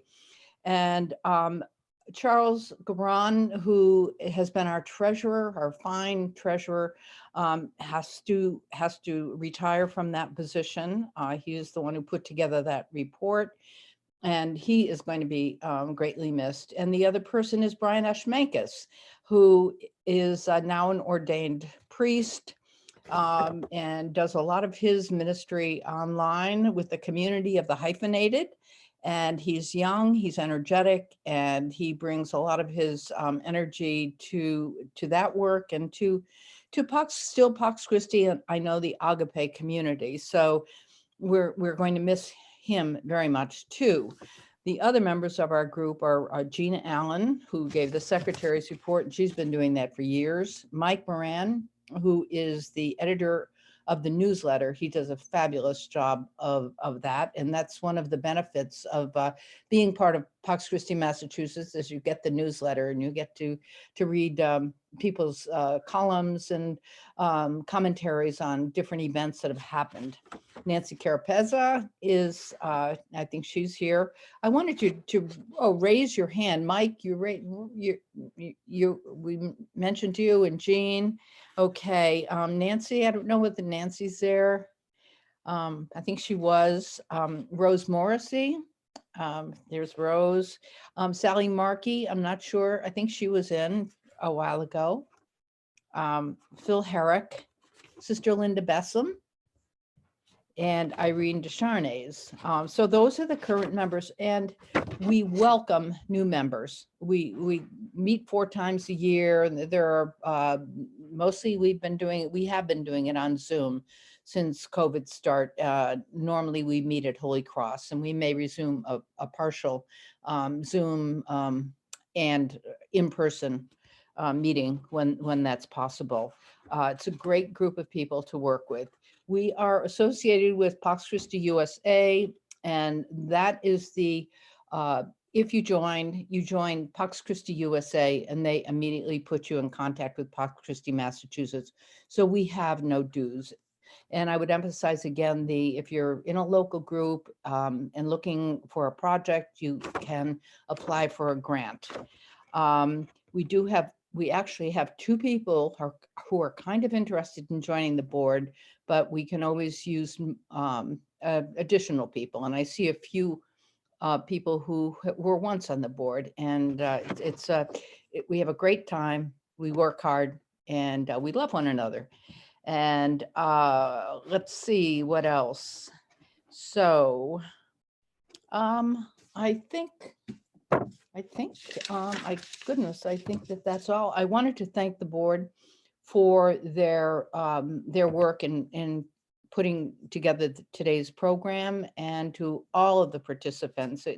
It's really fabulous, and I just love the overlapping that I've experienced, the rising up of new approaches, new ideas, of deepness and richness to what everyone is doing. So we are so grateful for the groups that we associate with, and the community in the greater Boston and western part of the Massachusetts, throughout Massachusetts, is extremely nurturing. We have a lot of wonderful wonderful exchanges and things that we'd like to cooperate with. So the next part of the program is the Peacemaker Awards that we give out mostly yearly, and we have a couple this year. So I'm going to, I think Linda, Sister Linda, are you prepared to introduce Jean? Yes. Oh, unmute. Yeah, I have to get permission to unmute. Yes, so I'd like to introduce the different people, and the people who will need to be unmuted, Phil, are Rose Morrissey, and then Sister Linda, and Sorry, which Linda? There are a couple. Which Linda? Sister Linda Bessam.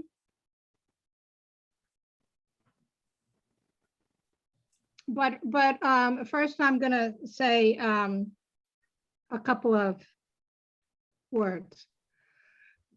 So the purpose of the Peacemaker Award is to acknowledge the recipient's work for peace and serve as inspiration for the rest of us.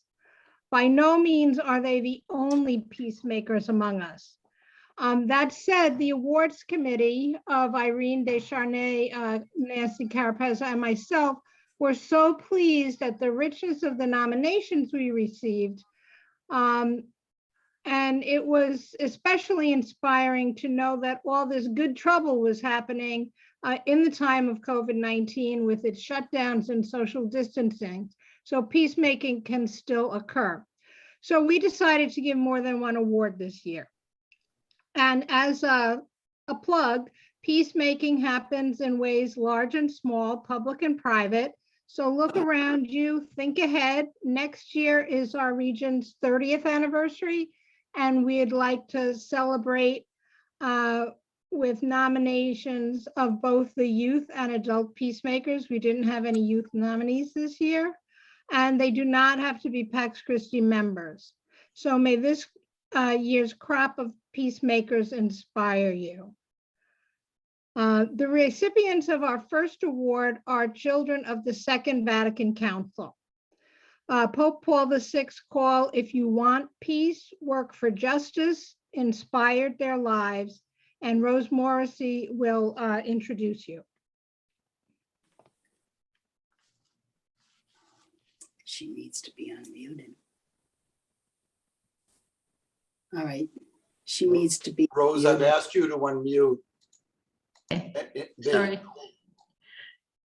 In 2013, Charlotte and Roger Stanley, Brian Eschmankis, and Lifetime Peacemaker Award recipient Sue Malone answered a request from a group of inmates at the Massachusetts Correctional Institution at Shirley for help in starting a Pax Christi chapter inside the prison. In 2014, the Stanleys and Brian Eschmankis began a Pax Christi instruction program for the inmates. From that time until March of 2020, when the prison closed down to visitors because of COVID, the Stanleys traveled to MCI Shirley every month to attend the Pax Christi meetings and lend their support to the inmates. It was an honor to have nominated Charlotte and Roger Stanley for a 2021 Peacemaker Award. Now I would like to introduce Brian Eschmankis.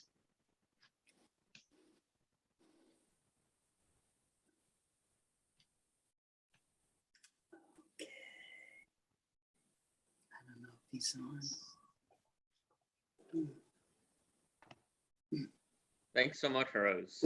To this day, I think it's this chapter that was started with Charlotte and Roger. I think it's the only Pax Christi chapter inside of a prison, although it's very appropriate because as the Pax Christi original, with Pax Christi International, was founded inside a POW camp. So it's kind of like, we've always thought it's kind of coming home. It started in a prison and it's now in a prison again. And as Rose mentioned, this group we started meeting monthly starting in August 2014 inside the prison, which these inmates had kind of created a chapel out of an old weight room by their own initiative. And they continued meeting, Charlotte and Roger did, through March 2020, essentially, until they couldn't go anymore. And it's kind of and we're still wondering what will happen when, as far as opening it up again. But it was every month. And then for the first 6 months, it was kind of led by Charlotte, Roger, and myself trying to, we used a book, Love Beyond Measure, which was kind of an instruction book on the spirituality of nonviolence. And then after that, really the leadership passed to the inmates themselves. And I believe it's still with them, that we became participants doing ministry with them rather than for them or to them. And so Our Lady of Guadalupe Chapel, and it's still there. And it's, for a good amount of time, one of the inmates, Tim Hughes, was kind of taking the leadership role in the group. He thankfully has since been released, and I believe is either getting married or recently got married. And he, and then we had Deacon Artie, who had gotten a previous award, who was the chaplain. And so really it was their work And they had started working on, just as all of our local groups have done, kind of focus on certain issues. And they had focused very understandably on the death penalty and making sure that stays illegal in Massachusetts and expanding its thing. Some were affected by that directly, like are alive today because the death penalty is not around, and restorative justice. So they really focus on those two issues. And so with all that, it just was an amazing ministry, and it's my honor to now introduce and present this award to Charlotte and Roger Stanley, who I think initiated, founded, and led this amazing ministry and inside of a prison, creating a Pax Christi group where nonviolence maybe is needed the most.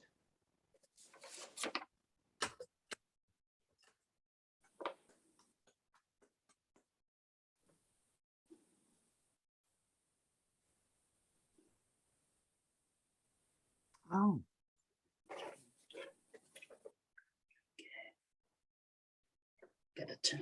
I'm sorry, Brian, who were you in? Oh, Charlotte and Roger Stanley. Last name again? Stanley.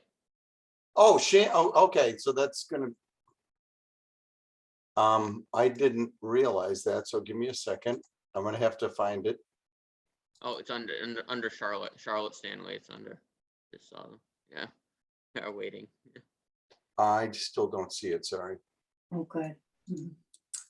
Charlotte Shanley. Stanley. Stanley. STAN.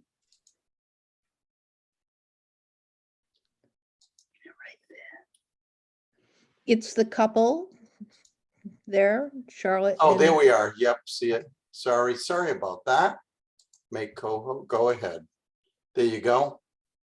I might have to ask you to hold this. Yeah, you, Can you unmute yourself, Charlotte? yeah, I've prompted you to unmute yourself. There's a button in the lower left with a microphone symbol. Yeah, There you go. yeah, we couldn't do it before, it wouldn't let us. Can you hear us? Absolutely. Okay. Thank you so much for the kind words. We deeply appreciate it.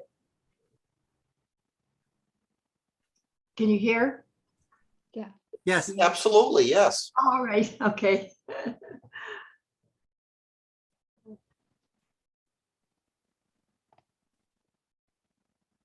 Do you have anything else you want to say, or shall we go on? Oh, no, well, we were just quickly going to say we could never have done any of this without all the names that have been previously recorded or mentioned, Sue Malone, et cetera, et cetera, et cetera. And it's been such a pleasure and such an honor to be able to do the work that God calls us to. And again, we thank you for recognizing the value of this important project. And keep them all in your prayers as well, because it's very difficult for them. I'd like to say that the scriptures this morning, if everybody read them, Jesus sent out the 12 apostles to spread the word. And that's exactly what we wanted to do with the inmates over at Shirley. And I think we built a community over there. And as it looks right now, I don't know whether we'll be able to go back, but I know that Jesus will direct us and the Spirit will guide us in the future there. So we give thanks to God for the ability to go over and share the word with these guys and to make them part of a community of believers and lovers. Thank you. Thank you very, very much. Well, thank you. And I'd like to let everyone know that this is just but one thing that the Stanleys have done for peace and justice over their years in their parishes and other groups. And I thank them most sincerely. Now, when Pax Christi, Massachusetts became a region in 1992, I would venture to guess that receiving its Peacemaker Award was not anywhere on our next recipient's radar. And Sister Linda is going to tell us more about him.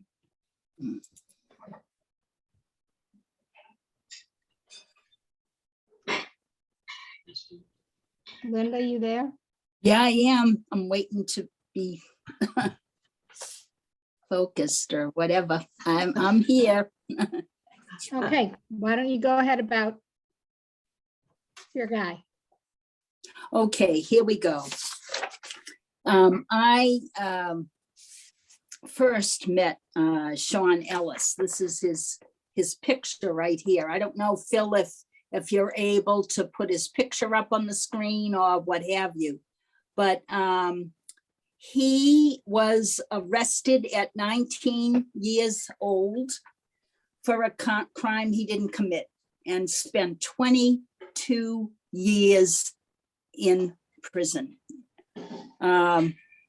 He is amazing. I've heard him speak, and maybe that is at a future time we could arrange that as well.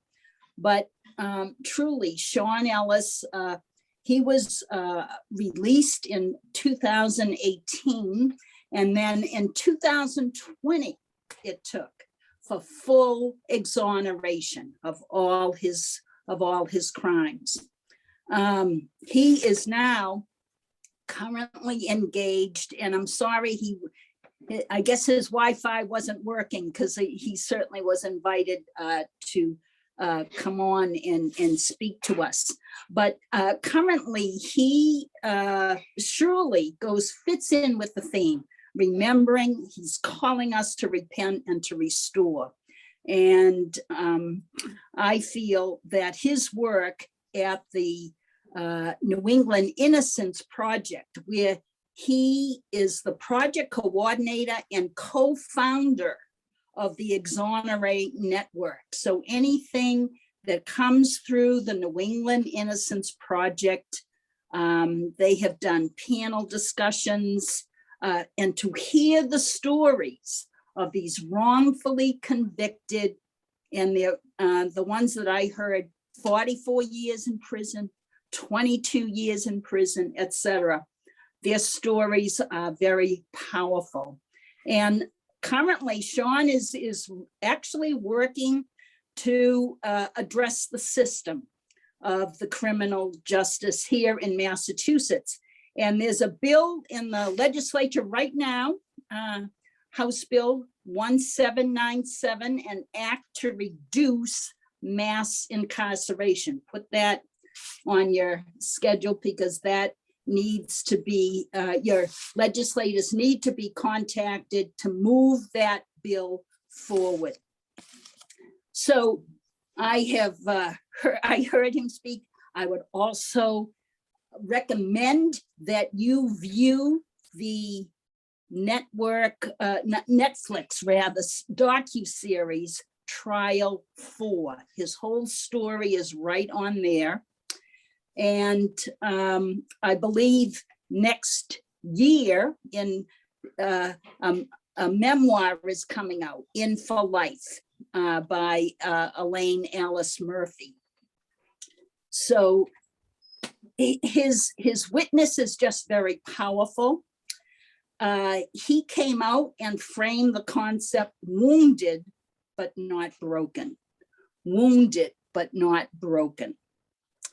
And that sums up, I think, his spirit, very determined to heal, and his ongoing involvement in this transformation, especially of the criminal justice system, systemic racism against people of color, is just very important. He was fully exonerated in 2020 by Rachel Rollins, who hopefully will be the next Attorney General of Massachusetts.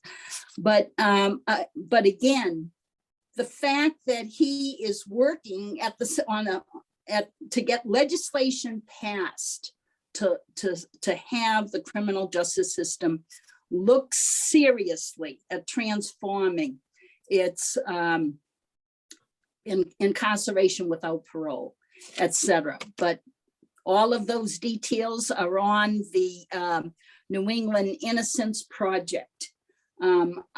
He continues to touch me very much of his spirit of self-determination. I have cried with him, you know, some of the setbacks that he has had, but he still pushes forward, and his determination. Definitely, this Peacemaker Award is something that I think is most appropriate.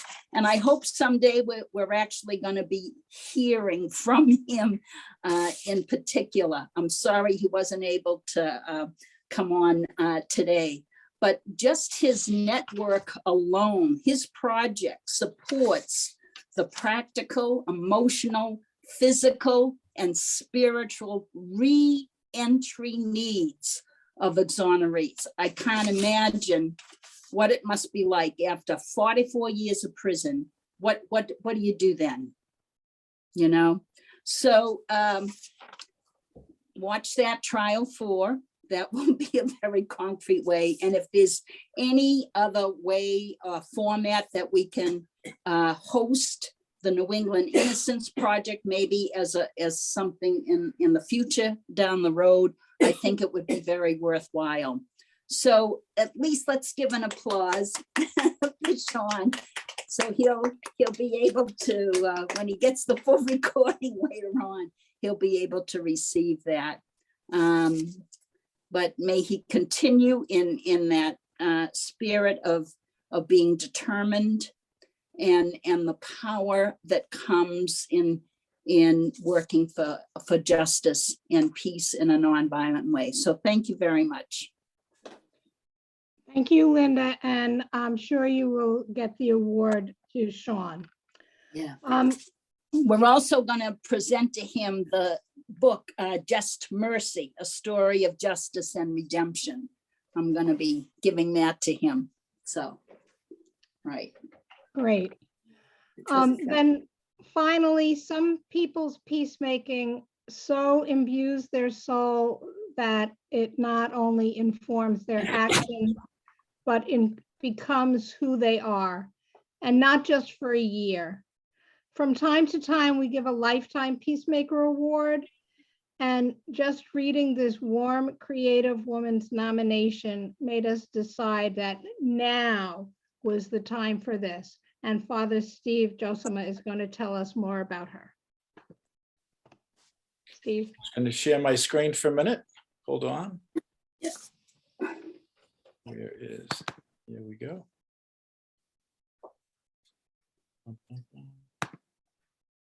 Can everybody see that?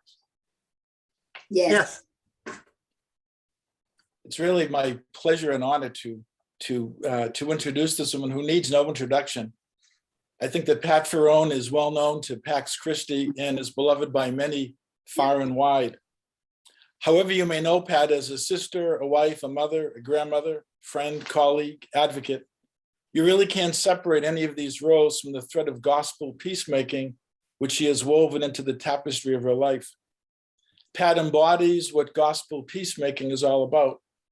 She is nonviolent to the core and exudes a gentle strength, an all-inclusive faith, and an unconditional love in all of her undertakings and encounters. Pat embodies radical empathy. And instead of calling people out, she has a wonderful way of calling people into a deeper conversation, a deeper dialogue into the human community, into the beloved community. Her respectfulness invites even her adversaries into deeper dialogue and seldom fails to affect those most needed steps to transformation. Pat's history as a peacemaker includes being a founding member of Needham Peace and Justice. Pat has launched and participated in many agape initiatives, including Catholic Call to Peacemaking. After the invasion of Afghanistan, and called on Catholics to renounce the invasion of Iraq and walk in the way of peace. Pat's efforts to end the death penalty are extensive and include the following: her faithful participation at yearly anti-death penalty vigils at Boston State House, preparing timely and well-written stations for the annual Stations of the Cross, focused on the death penalty. Joined Agape with very few others in the peace community in vigils in the Moakley Federal Courthouse calling for Havay Sanayats to be spared the death penalty. Assisted through Pax Christi and other channels in helping Agape's effort to obtain a commutation for Billy Neal Moore, which was successful. She's offered pastoral and spiritual accompaniment of a death row inmate through letter writing and eventually face-to-face meetings until he was executed, as well as maintaining connections of support and hope with prisoners at Guantanamo. Pat was the founding member of St. Susanna's Peace and Justice Group, which in time evolved into our parish Pax Christi group, with Pat as our mentor and guiding force. This group has been a constant peace presence in the parish and local community, as well as visible in state and national issues. In this capacity, Pat has inspired and organized countless peace initiatives, actions, programs, protests, witnesses, advocacy, vigils, campaigns, and services that connect not only with folks in the pews, but also with an ever-growing number of other faith communities. Pat has even taken to the pulpit at St. Susanna to raise awareness and challenge parishioners, invited many a speaker to present it at our adult ed sessions. She's worked with our CCD teachers and confirmation teachers to engage youth at all levels, network with the parish council, our St. Vincent de Paul Society, our circle of friends, to make sure no one is left outside this gospel embrace. There seems to be no issue or suffering that offers a pass card to exempt her from engagement. She has raised awareness around many issues: gun violence, the nuclear disarmament, climate change, and how climate change particularly impacts those in the margins in a disproportionate way. Pat has connected the parish with the idea of a carbon tax witness that parishioners can contribute to, which would offset some of their carbon footprint while supporting initiatives around the world to make an immediate and concrete difference.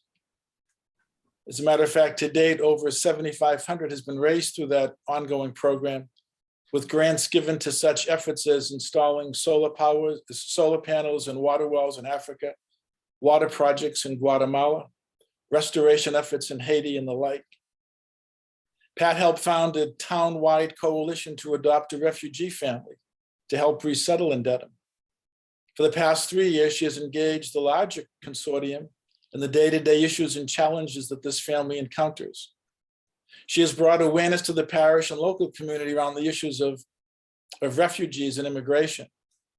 Friendships and new life have sprung up not only with this family in our parish, but also among the 3 participating faith communities: Catholic, Episcopal, and Congregational. This was a giant step forward for Dedham, connecting to transformational relationships which are at the heart of all peacemaking efforts. This past month, we welcomed our second family, this one from Afghanistan, to our community. With Pat's engaging way, our coalition has now increased to include other Unitarian, Jewish, and other Catholic communities as well. The thread of peacemaking continues. Pat's an artist. She's an artisan of peace, an artist whose words and calligraphy have been used by many communities. She's made many exquisite banners used over the years at numerous protests, witnesses, and events. A friend to many in the peace movement and an ardent supporter of many peace communities, including Agape and Charlie McCarthy's family. Pat has served as coordinator, co-coordinator, and member of Pax Christi Mass Board of Directors. In these roles, Pat has benefited from her strong leadership. Pax Christi has benefited from her strong leadership, her prophetic voice, her passionate commitment, and her writing that moves hearts and souls. Pat is the Pax Christi U.S. regional representative representing Pax Christi, Massachusetts on a national level. Pax focus is always gospel nonviolence. For Pat, injustice to anyone is an injustice to all. Pat's not a single issue advocate. Her peacemaking is validated by her faith, her witness, and her spirit. In these days when the work of peacemaking can seem like a daunting task, and one could easily experience hopelessness or simply feel overwhelmed in engaging it, Pat's ongoing gift of radical hope and a loving heart make the ideal companion and antidote for one who has set their heart on this lifelong journey of walking in the way of peace.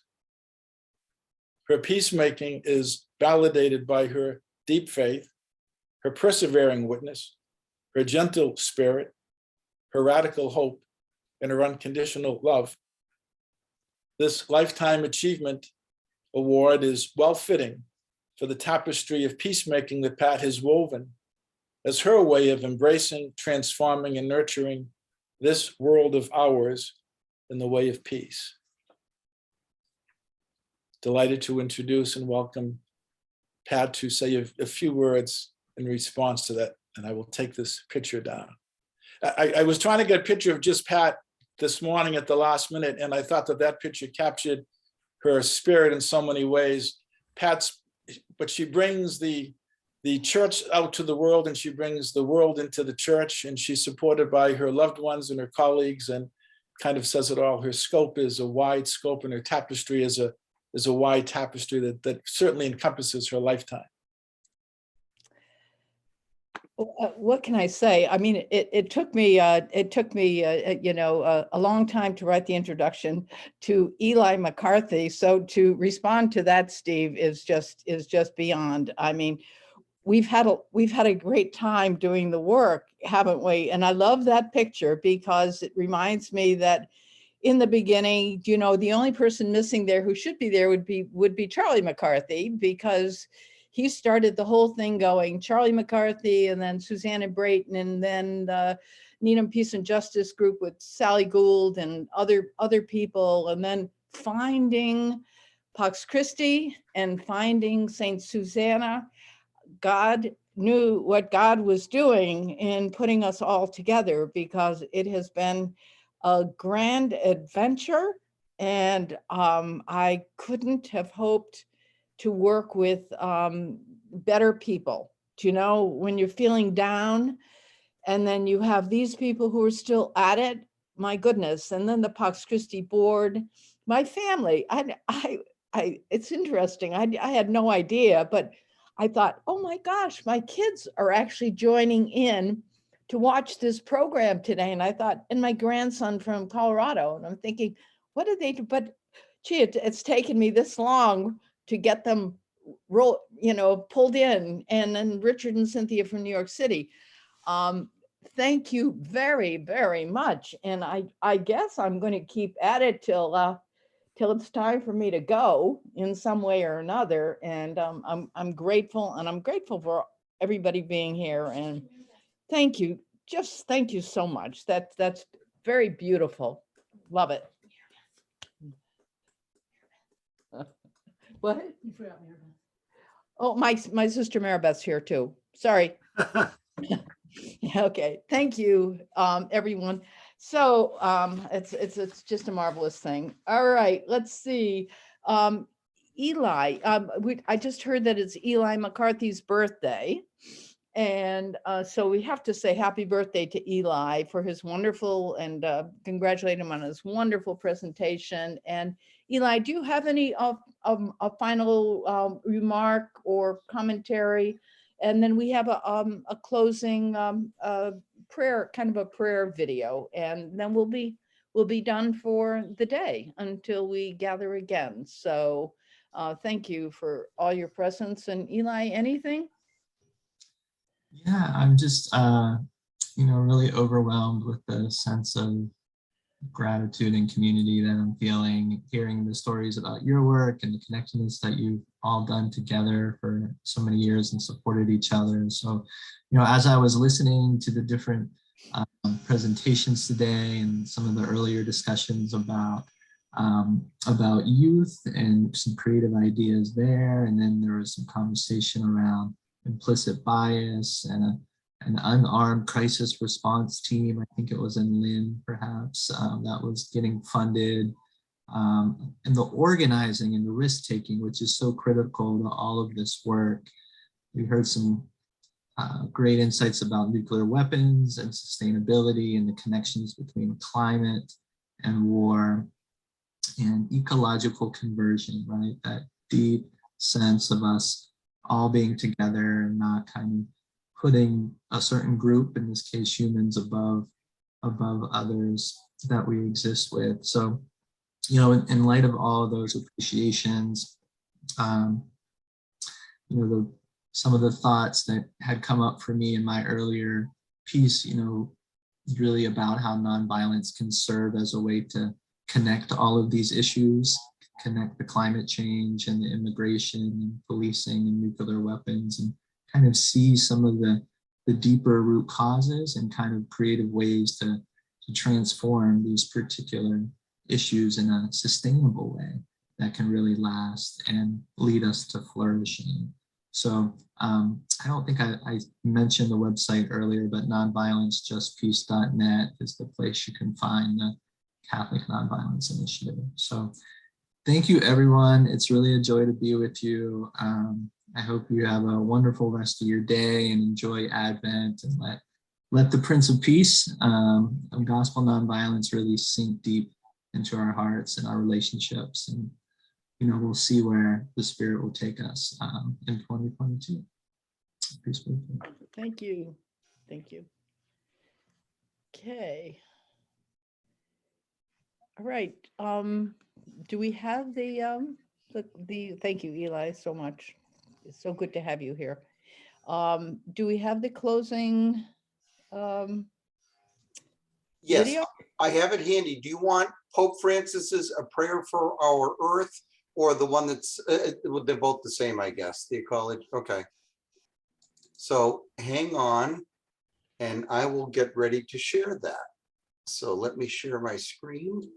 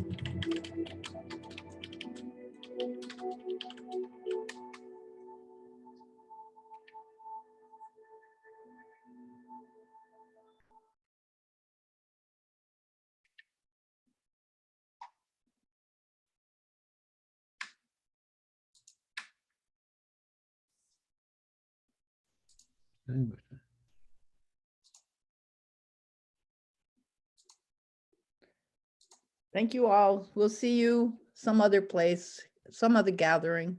Keep up the peace. Bye, everyone. Bye-bye.